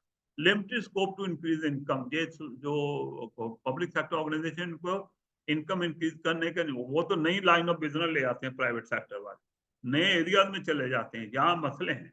गोइंग कंसर्न ना यूजुअली द, मैंने पहले भी कहा था कि गवर्नमेंट सेक्टर ऑर्गेनाइजेशन कहीं फेल नहीं हो रही, कहीं नहीं जाना है, ये यहीं रहेंगे, या ये हमेशा ही रहेगी, कभी तो चलती रहेगी, राइट। स्टील भी इसी तरह है, कहीं और से टैक्स पेयर के पैसे आते रहेंगे, लेकिन वो अपने तौर पे लिक्विडेट नहीं होगी कि वहां बाइंडिंग अप हो जाए उसकी। Private sector has option to withdraw from the unprofitable market activity, जबकि ये नहीं विड्रॉ कर सकते, ये तो लॉस में की भी नेशनल फ्लायर कह के उसको चलाते रहेंगे, right. PSO move to commissioning model of service delivery rather than provider, right. तो ये प्रोवाइडर के बजाय कमीशन मॉडल, जिसमें कमर्शियल साइंस आ जाती है, उसमें वो मॉडल भी उस तरफ जा रहे हैं। और and are exploring the alternative method of service delivery, के आउटसोर्स करके किसी और तरीके से भी ऑल्टरनेटिव वे और मेथड सर्विस डिलीवरी को भी देख रहे हैं। आजकल के हालात की बात हो रही है। तो नेशनल बजट फॉर्मुलेशन क्या होती है, ठीक है। तो आप पाकिस्तान के बारे में आपको बजट की फॉर्मुलेशन का तरीका क्या क्या है, उसका कोई आइडिया होना चाहिए। लेकिन ऑनेस्टली मैं इस मुल्क में रहता हूँ, फाइनेंस का भी बंदा हूँ, मुझे नहीं पता बजट कैसा, मुझे नहीं पता बजट कैसे। ऑनेस्ट यही होता है कि प्रपोजल दे दो, वो चैम्बर से भी आ रही होती हैं, प्रोफेशनल ऑर्गेनाइजेशन से भी आ रही होती हैं, आगे उन प्रपोजल का क्या बनता है मैं फिर उन्हें पूछता हूँ, जो नई इतनी इतनी बुकें बना प्रपोजल दी होती हैं, जैसे इंस्टीट्यूट ऑफ पाकिस्तान से बजट में कुछ आया जो आपने लिख के दिया था, कैसे कुछ नहीं आया, राइट? कोई प्रपोजल एक्सेप्ट नहीं, हमें नहीं पता बजट कैसे, इतना पता है बीआर बनाता है, कुछ थिंक टैंक बैठते हैं, कुछ बनता है, तो वो रोलिंग टाइप होता है, जो पिछला है उसे 5-10% ये ऊपर कर दिया, जो ऊपर गया IMF का प्रेशर आया तो इसको 25% कर दिया, सब्सिडी को आउट कर दिया। This is the budget process. अभी हमें यूएस का देखेंगे, और यूके के अंदर 2 स्टेटमेंट होती है, autumn statement, spring statement. Autumn statement में आपको बजट और स्पेंडिंग के बारे में बताया जाता है, और स्प्रिंग के अंदर डिटेल टैक्स फिस्कल मेजर जो है वो दिया जाता है। तो दैट्स इन यूके, वो पहली वाली जो आपका वर्कबुक थी उसमें बात हुई हो। Okay, rules for ensuring budget is not just a wish list, ये विश लिस्ट नहीं होती, बल्कि resources implication of changes identified before decision made. तो इस रिसोर्सेज की जो चेंज की जो इम्प्लीकेशन है रिसोर्सेज के बारे में, स्पेंडिंग और रेवेन्यू कलेक्शन, उनको आइडेंटिफाई किया जाता है before making the budget decision, यानी पार्लियामेंट से अप्रूव करने से पहले या अनाउंस करने से पहले। Department should quantify, each department should quantify the effect on the public expenditure, के पब्लिक एक्सपेंडिचर तो उनके हाथ में जो होने हैं क्या है, और अपने और दूसरी बॉडी जो है और जिनसे उनका ताल्लुक है क्या होना है। फाइनेंस मिनिस्ट्री ट्रेजरी जो है to be consulted on proposal before announcement. तो ये है यूएसए का बजट सिस्टम पे बात हुई है। तो यूएसए में जो है ना, नेशनल बजट फॉर्मूले प्रोसेस और पैरामीटर क्या है। Budget announcement bye chancellor of the governments plan. Budget क्या है? Budget is announcement of chancellor, announcement bye chancellor of the government plan on taxation and spending. चलें, ब्रेक लेते हैं जी। ये हमारी 10 मिनट की ब्रेक है, please leave yourself logged in, ताकि हम आके तो सीधी सीधी बात करें और हमें स्टॉप ना करना पड़े, क्योंकि मैं 25 से 30 स्लाइड इसकी कवर करना चाहता हूँ। ओके, तो ये हमारी क्लास मिनट की ब्रेक हो गई है, तो 5:15 तक प्लीज। ओके, बजट क्या है? The announcement by the chancellor, finance minister, of the government's plan on taxation and spending, includes economic forecast, responsibility. तो ये वहाँ पे ऑफिस ऑफ बजटरी रिस्पॉन्सिबिलिटी है, दे प्रोवाइड दिस। हमारे यहाँ भी इकोनॉमिक फोरकास्ट जो इशू की जाती है एक दिन बजट से पहले। Also include wider national economic context facing the UK and the outlook for public finances क्या है, और financial impact of decision announced in the budget, इनको सबको कंसिडर किया जाता है। Opportunity for government to change plan in response to the changing environment. ये budget opportunity देता है गवर्नमेंट को हर साल कि वो अपने प्लान को चेंज करे in response to the changing environment, जैसे इकोनॉमीज वगैरह के अंदर मूवमेंट्स हो रही होती है। अच्छा, ये अब यूएस की बात करने लगे हैं कि यूएस में बजट प्रोसेस जो है ना 3 फेजेस में होता है। एक फॉर्मुलेशन फेज है, एक कॉन्ग्रेशनल फेज है, और एक एग्जीक्यूशन फेज है। 3 फेजेस हैं। तो जो आपकी फॉर्मुलेशन फेज है ये कमेंस होता है एज लास्ट, जब पुराना बजट भेज दिया जाता है तो अगले बजट पे काम शुरू हो जाता है फॉर्मुलेशन का। तो as soon as the last one has been sent to Congress, उसी स्टेज पे चला जाता है, नेक्स्ट बजट पे काम हो जाता है। The official started by sending the planning guidance to the executive branch agencies in spring. तो भेज देते हैं सबको कि अपने अपने एस्टिमेट करें। The president complete this phase by sending the budget to the Congress. तो इससे बजट प्रेसिडेंट के डायरेक्शन पे या प्रेसिडेंट की तरफ से निकल के, तो ये फर्स्ट मंडे इन द फरवरी होता है, as specified specified in the law. तो लॉ में स्पेसिफाइड होते हैं, जैसे अभी उनका आएगा इलेक्शन ट्यूसडे होगा, फर्स्ट ट्यूसडे ऑफ द नवंबर, तो शायद 5 नवंबर बनेगा। तो अपना जो यूके में जितने इलेक्शन होते हैं ना नॉर्मल रूटीन से, अगर अर्ली ना हो रहे हों तो मई के फर्स्ट वीक को 5 मई को है, अगर वो वीकेंड ना हो। तो इस तरह डेट्स होती हैं। कांग्रेशनल स्टेज जो है, this phase starts in the February when Congress receive the president budget. Congress does not vote on the budget, right?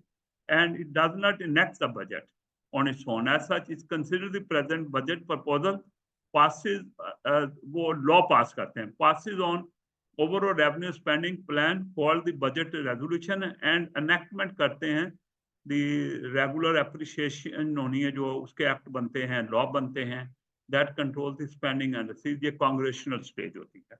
Third stage जो है वो एग्जीक्यूशन स्टेज है। This will start for at least 5 fiscal year इसके अंदर रखे जाते हैं and includes the 2 parts. The apportionment part pertain to the funds appropriated for the fiscal year and to balances of the appropriation made in the prior year.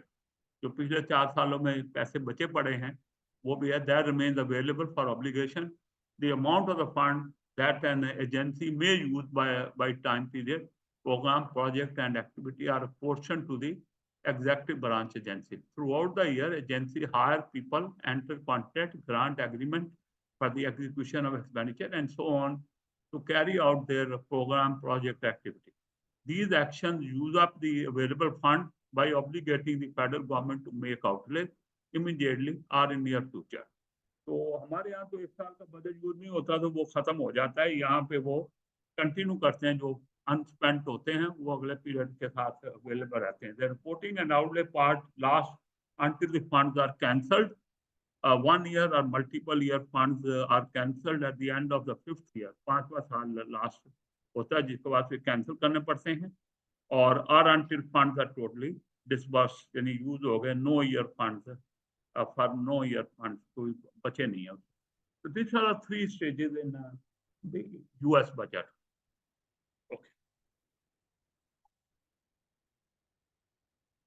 नहीं, every year budget जाता है भाई।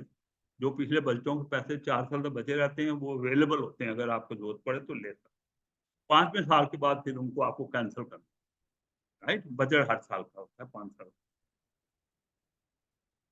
अच्छा, अब इसके अंदर हम बात करेंगे दी पॉलिसी मेकिंग प्रोसेस। जो एक्टर्स हैं इसको पॉलिसी अलाइनमेंट और budget planning, government set priority, plan activity, allocate money and monitors progress and performance using the collective set of processes, the performance planning and performance framework जिसको कहते हैं। It forms part of the government approach to managing the public money to ensure the value of money is achieved, यानी best spent money होनी चाहिए in short term, long term. In UK, the Prime Minister leads the government, वहाँ government को lead prime minister करता है, and appoint the Secretary of the State to take responsibility for each ministerial department. ये secretary of state जितने होते हैं ये minister होते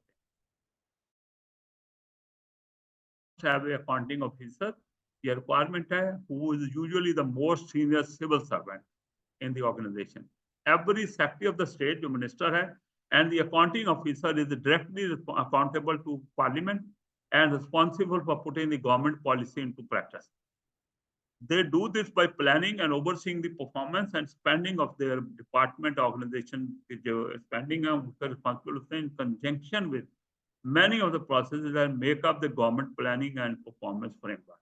के ऊपर भी सेकंड लाइन में मैंने government planning and performance framework की बात की है, यानी प्राइम मिनिस्टर सेक्रेटरी होते हैं स्टेट, जो मिनिस्टर होते हैं और हर डिपार्टमेंट के हेड होते हैं, और हर एक डिपार्टमेंट का जो एक अकाउंटिंग ऑफिसर होता है वो सीनियर मोस्ट सिविल सर्वेंट होता है, और सेक्रेटरी और वो सिविल सर्वेंट जो होता है, ये दोनों रिस्पॉन्सिबल होते हैं कि अपनी अपनी ऑर्गेनाइजेशन की प्लानिंग करें, स्पेंडिंग की, उसकी अकाउंटेबिलिटी रखें, और ये प्रोसेस हैं जिनको government planning and performance framework कहते हैं, इसके लिए रिस्पॉन्सिबल अकाउंटेबल होते हैं।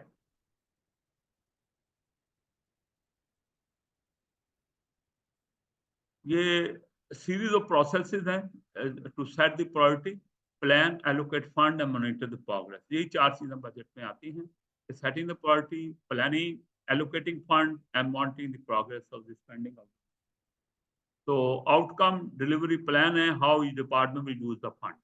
Spending review है, budget and estimate set out how the funds are allocated to each department, program, project. Annual reports and resource accounts, इसको ये present department performance and whole of the government accounts and public expenditure statistical analysis जो है ये fourth है, which is a comprehensive picture of the government funds. तो ये series of process हैं इसके अंदर, इनको फॉलो करते हुए प्रायोरिटी सेट की जाती हैं, प्लान वर्कआउट किए जाते हैं, फंड एलोकेट किए जाते हैं और मॉनिटरिंग प्रोग्रेस की जाती है। यूके की बात कर रहे हैं, सिर्फ 2 स्लाइड हमारे पास आई थी यूएस की।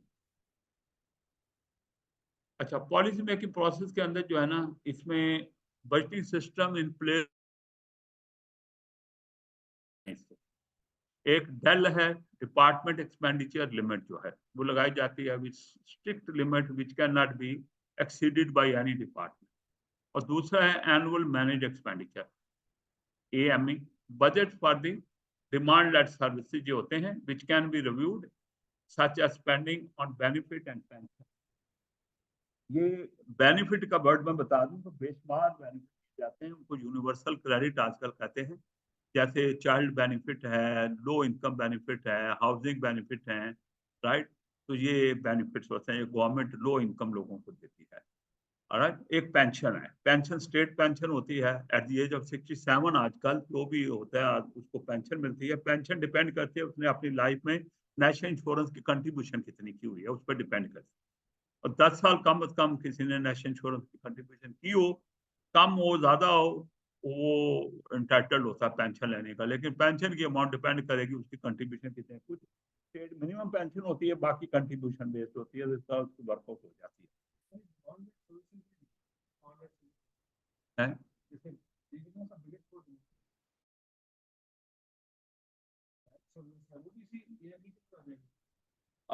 देखिए, बात ये है, तो ऊपर डिपार्टमेंट एक्सपेंडिचर लिमिट बताई है, जो स्ट्रिक्ट लिमिट है। एक है कि जिसमें आगे जाके आपके किसी वजह से पेंडेमिक आ गया, कुछ इवेंट हो गया, तो उसकी वजह से एक्सपेंडिचर की नीड बनी, तो उसको फिर डिमांड बजट पर डिमांड लेड सर्विसेज में ले जाए। ठीक है, तो इसी तरह ये जो बेनिफिट्स हैं, पेंशन है, ये भी डिमांड लेड में आते हैं, क्योंकि जो लोगों ने रिटायर्ड हुए हैं फिर उनकी जब आती है सप्लीमेंट मिलते हैं। जैसे अभी मैंने सुना 1700 पाउंड देंगे वो विंटर का, पहले विंटर एनर्जी अलाउंस देते थे पेंशनर को, इस दफा उन्होंने 1700 देंगे, और पहले पेंशन का कुछ परसेंटेज होता था, अभी उन्होंने स्टेट, तो ये अब डिमांड लेट हो गया कि उन्होंने डिसाइडेड कि they will go for that.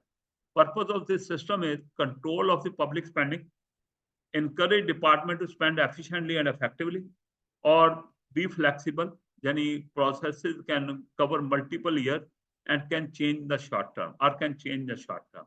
कि जो भी एक तरीकाकार है वो ईयर बाय ईयर भी चल सकता है, ईयर ऑन ईयर, कई दफा शॉर्ट टर्म भी हो सकता है, क्योंकि जस्ट फॉर 6 मंथ या जैसे पेंडेमिक में 1.5 साल का प्रेशर आए। तो क्विक रिकैप, बजटिंग टेक्निक्स पे एडवांटेज डिसएडवांटेज। तो ये बजटिंग की 2 बड़ी इंपॉर्टेंट टेक्निक है, incremental budgeting and zero based budgeting. ये बड़ी इंपॉर्टेंट टेक्निक्स हैं, तो इसकी बात करेंगे। चलें बात करें।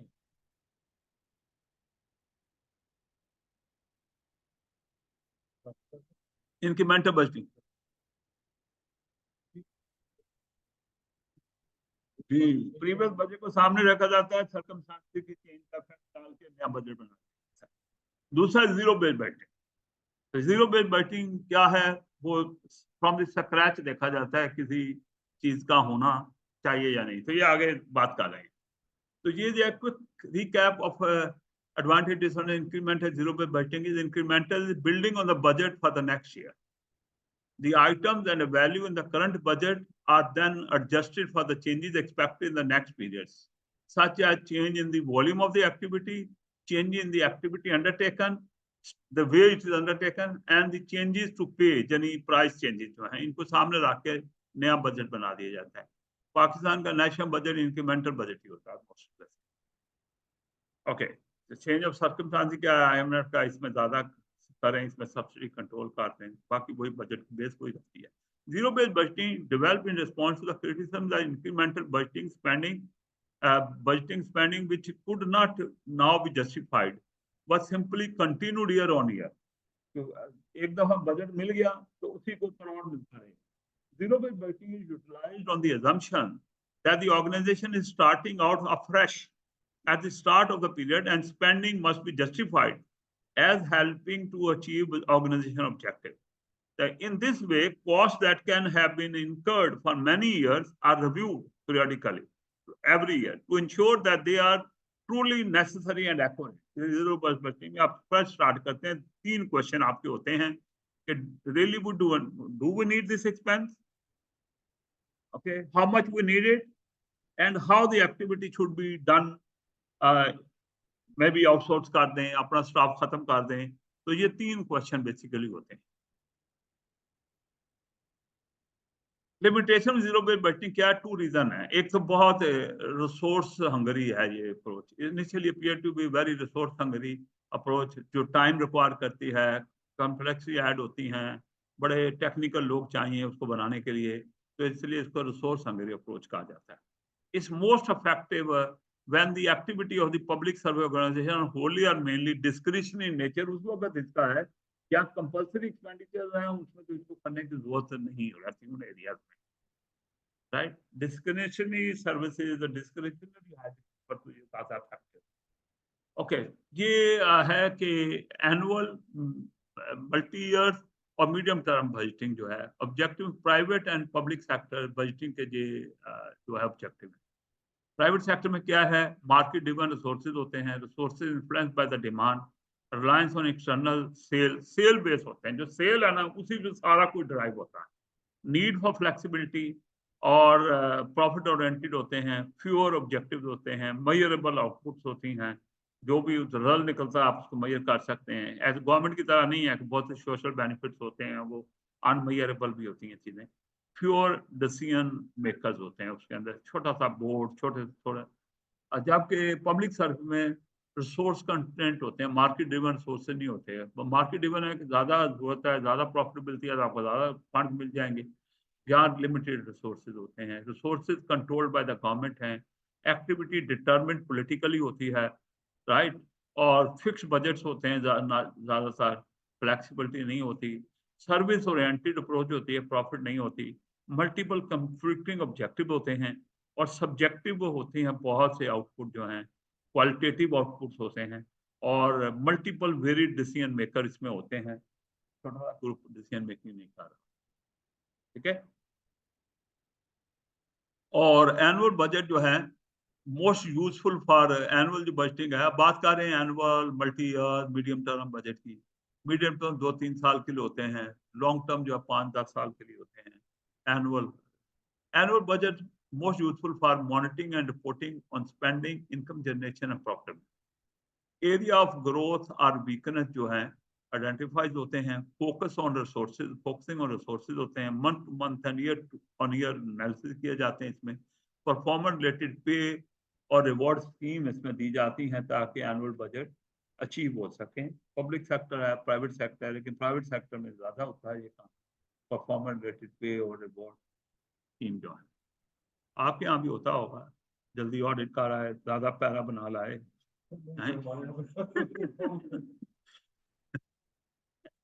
ओके, ठीक है, तो ये एक कहाँ एनुअल बजट काम आता है। अच्छा, annual no legal requirement for annual budgeting in private sector, वो प्रैक्टिस है कि आप बना लें, लेकिन बेस्ट प्रैक्टिस है वहाँ पे। UK local authority have a legal requirement and restriction के annual budget होंगे। Other private sector organization not so tightly regulated के जिसमें budget जो है रेगुलर ही होने चाहिए। Accurate profiling जो है essential होती है बजटिंग के अंदर, कि आप हर एरिया की proper in and out plus minus सब कुछ जो इन्वॉल्वमेंट है उसको अच्छी तरह समझते हो। Sticking to budget more important private public service since limited scope for increasing the income, इसलिए ज्यादा स्टिक करना चाहिए बजट को। स्पेंडिंग ऑप्शन मैंडेटरी होती है आप उसको इग्नोर नहीं कर सकते। तो इसलिए तो ये वर्कबुक में यूके लोकल गवर्नमेंट की हम बातें की थी, मैंने ही पढ़ाया था आपको लोकल गवर्नमेंट की सारे, तो कहाँ से फंड आते हैं, गवर्नमेंट है, टैक्सेस हैं। तो ये एक ये एग्जांपल है किसके वर्कबुक में है यूके लोकल गवर्नमेंट की, कि ये मैंने अंडरलाइन किया हुआ है कि once the calculation are completed, तो फिर वो बजट तैयार करते हैं chief officer to report to the authority, क्या robustness of the estimates made for the purpose of calculation and adequacy of the proposed financial reserve, ये CFO की जिम्मेदारी है। फिर ये है कि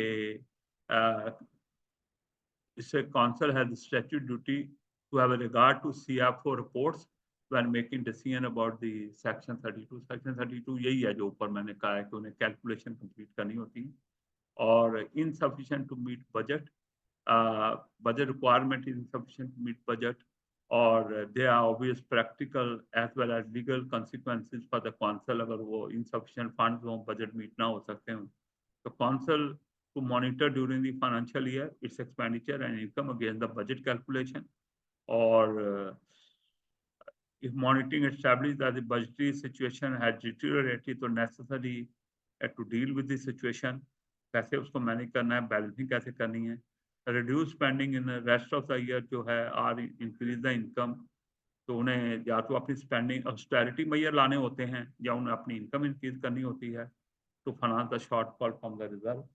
तो ये इसके अंदर जो है एक डिस्कशन मैंने एक वर्कबुक से एग्जांपल लेके उसे उसी को मैंने इस पे हाईलाइट करके थोड़ा सा लोकल गवर्नमेंट इन यूके के ऊपर आपको जरा दिखाया है कि एसेंशियल स्टेप्स क्या होते हैं इसके अंदर बजटिंग।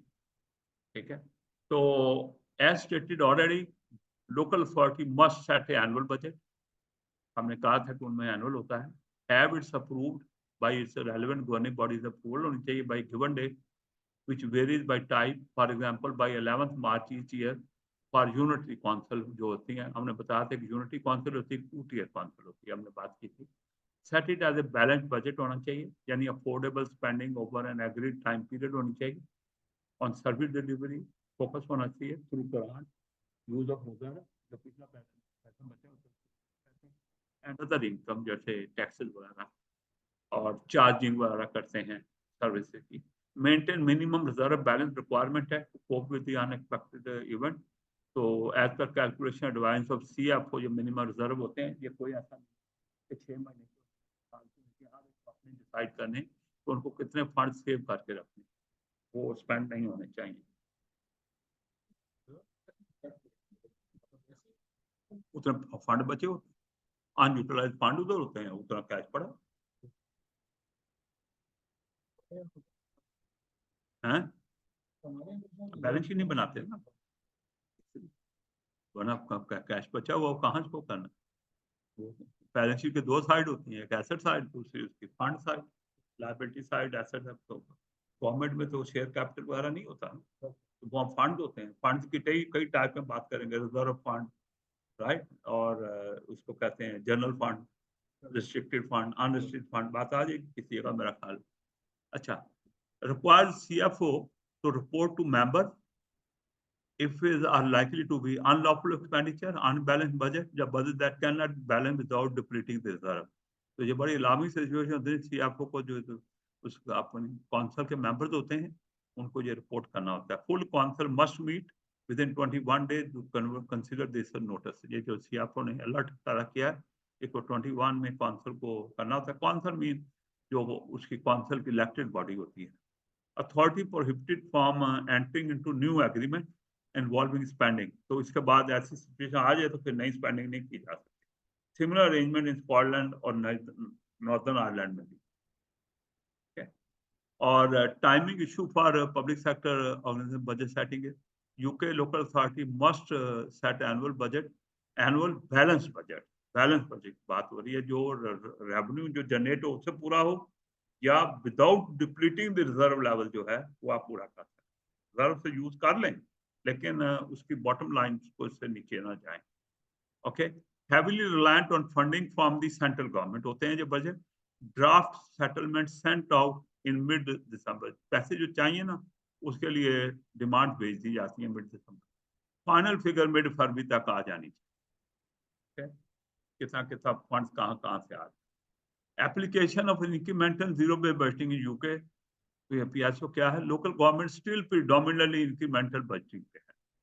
नेशनल हेल्थ सर्विस जो है traditional increment, but new organisation जो उनकी बनी है जिसको फंड एनएचएस ट्रस्ट कहते हैं, उसमें they have introduce the zero base budgeting. Austerity should strengthen the argument for zero base budgeting, ये एक्टिविटी बेस्ड बजटिंग भी कहते हैं कि हर एक्टिविटी का बजट वर्कआउट करें, राइट? डिपार्टमेंट का ना करें, हर एक्टिविटी का, राइट? तो which service must be deliver, which service no longer required, alternative mean of delivery, and focus on real cost of service and how to pay them। ये है zero base budgeting. ये मैंने तीन सवाल कहे थे, ये उन तीन सवालों के अंदर ही। पहले वाला एक सवाल है, service delivered not to be delivered, पहले ये है। Alternative mean of delivery, outsourcing करनी है, अपना स्टाफ रिक्रूट करके करनी है, राइट? तो focus on cost of the service and how to pay that service, right? तो दिस इज तो अब हम आ गए मीडियम टर्म बजटिंग के अंदर और मल्टी ईयर बजटिंग। ये एनुअल बजटिंग की बात खत्म हो गया हमारी। Public sector organisation are usually involved in medium to long term activity और activity that repeats on a regular basis.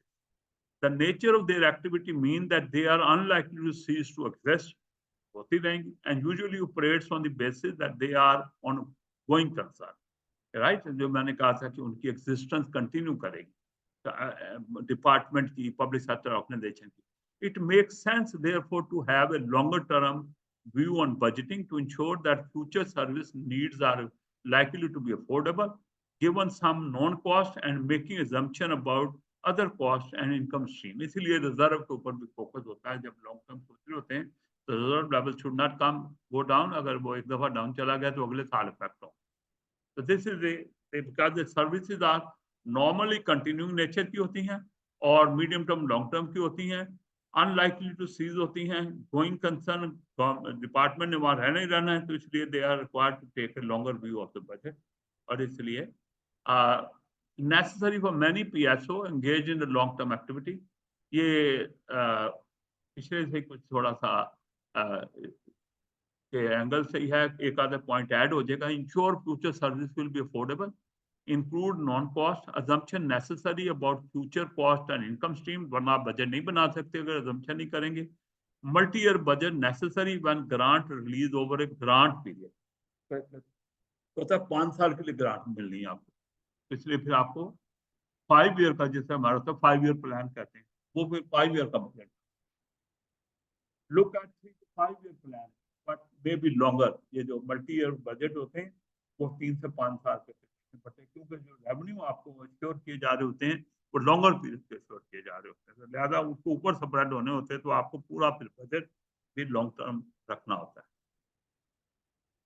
की part of medium term budgeting, तो हम कह रहे हैं ये मीडियम टर्म फाइनेंशियल स्ट्रेटजी जो है, ये बात हो रही है मीडियम टर्म फाइनेंशियल स्ट्रेटजी या प्लान, स्ट्रेटजी या प्लान,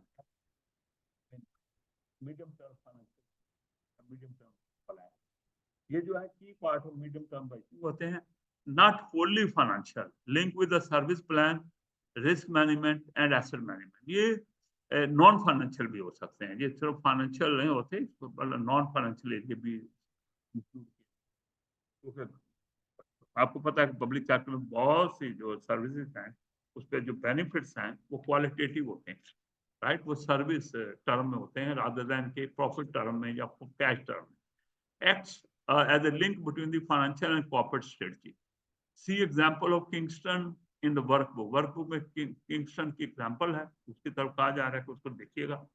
तो combine the revenue and capital budget. और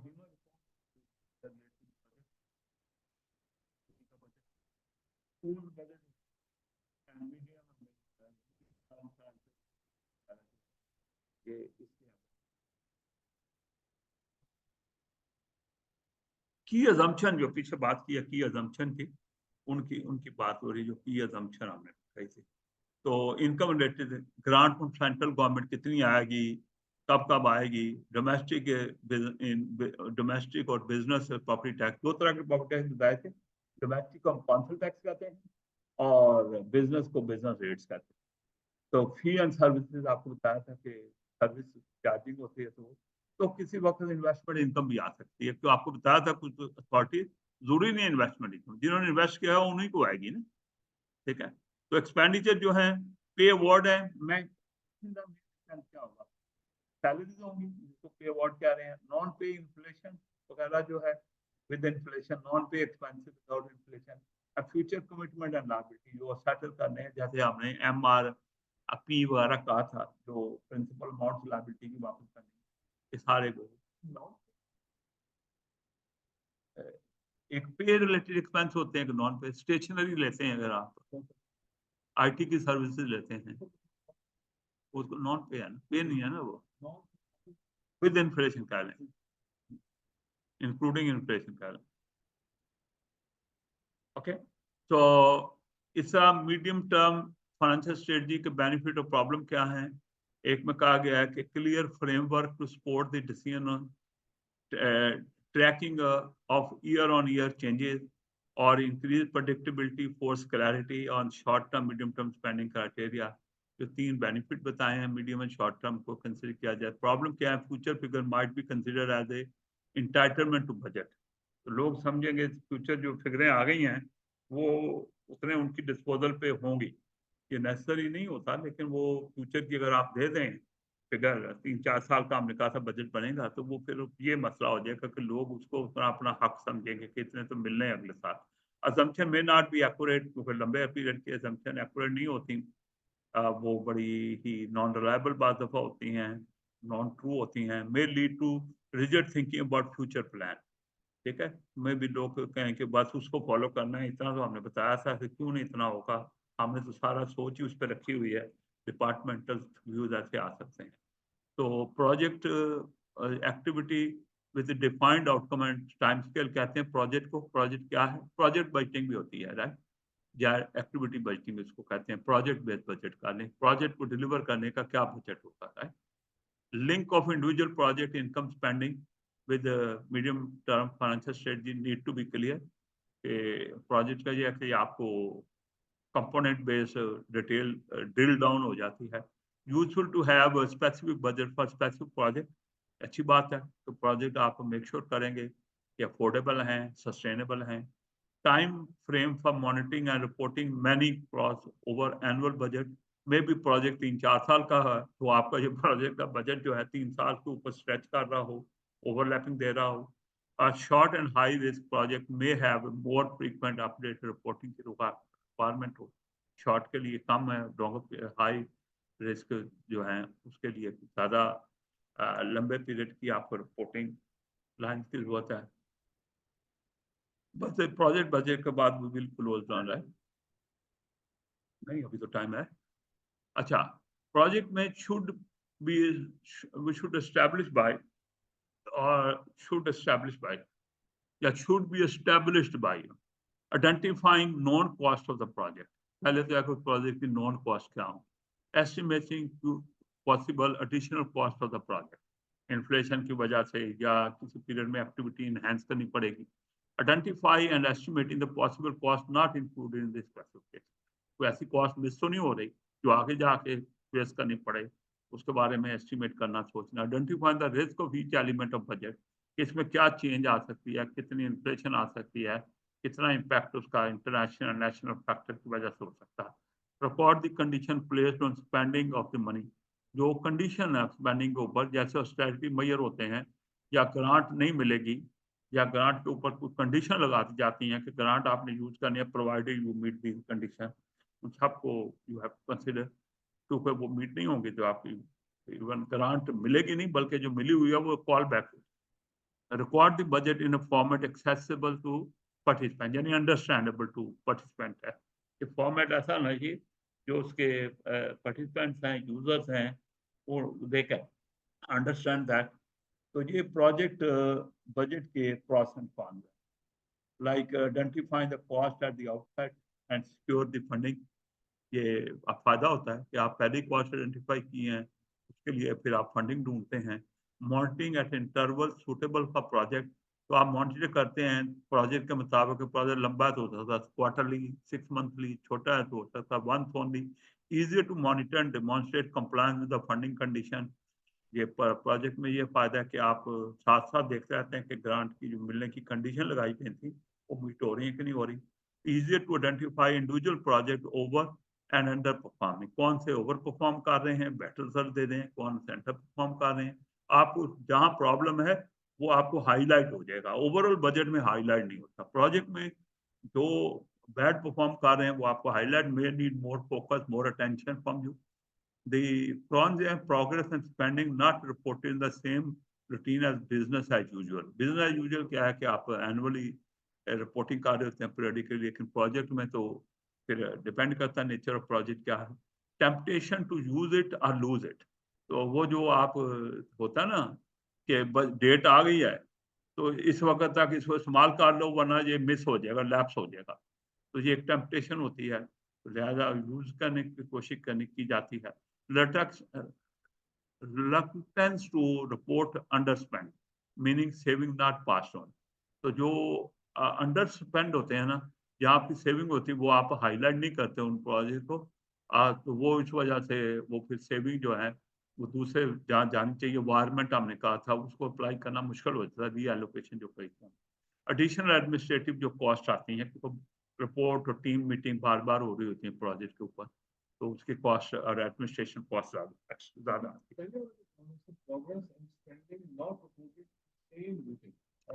प्रोग्रेस एंड स्पेंडिंग जो है that did not get reported in the same routine as business usual. business usual है कि आप एक पीरियड के बाद वेरिएंस निकालते हैं, रिपोर्ट करते हैं। या इस प्रोजेक्ट में तो डिपेंड करेगा, इस प्रोजेक्ट की करनी है, इसकी लेट करनी है, इसकी एनुअल करनी है, तो वो फिर एज यूजुअल नहीं चलती कि जिस तरह आप नॉर्मल इसको, बल्कि ये इसको BAU कहते हैं। मैं कई दफा, इतनी कॉमन टर्म है यूके के अंदर कि मैंने 2-3 दफा इसको सोचा यार ये क्या है BAU। अब फिर वो मैंने सोचा कि इसको मैं जरा सर्च लगा के भी देखूं। मैं इसके बाद नहीं कर रहा, हमारी एक और मीटिंग हो रही थी, तो BAU mean business as usual, जो नॉर्मल रूटीन है, इसमें हट गया नॉर्मल रूटीन। ठीक है, तो ये है, ये बजटिंग करने के ये 7 तरीकाकार है। Top down, bottom up, topic नहीं है, लिस्ट तो देख लो यार, परेशान क्यों हो रहे हो। Top down, bottom up, line item, program based budgeting, performance based budgeting, activate budgeting, rolling type budgeting, ये हम करेंगे। ठीक है, तो छोड़ देते हैं आपको, कल फिर इसको मुकम्मल करेंगे, क्योंकि ये मेरे पास शायद 20 स्लाइड इसकी हैं, अगले वाले भी 40 हैं, 60 के करीब हैं, तो मैंने तकरीबन 60 के करीब ही आज डालनी है आपके साथ। तो 60 के करीब दोनों की मिला के हो जाएंगी। कल फिर 10-15 मिनट एक्स्ट्रा लगेंगे तो लगा लेंगे। ठीक है, तो we take up this fresh tomorrow, और tomorrow we are meeting at 10 o'clock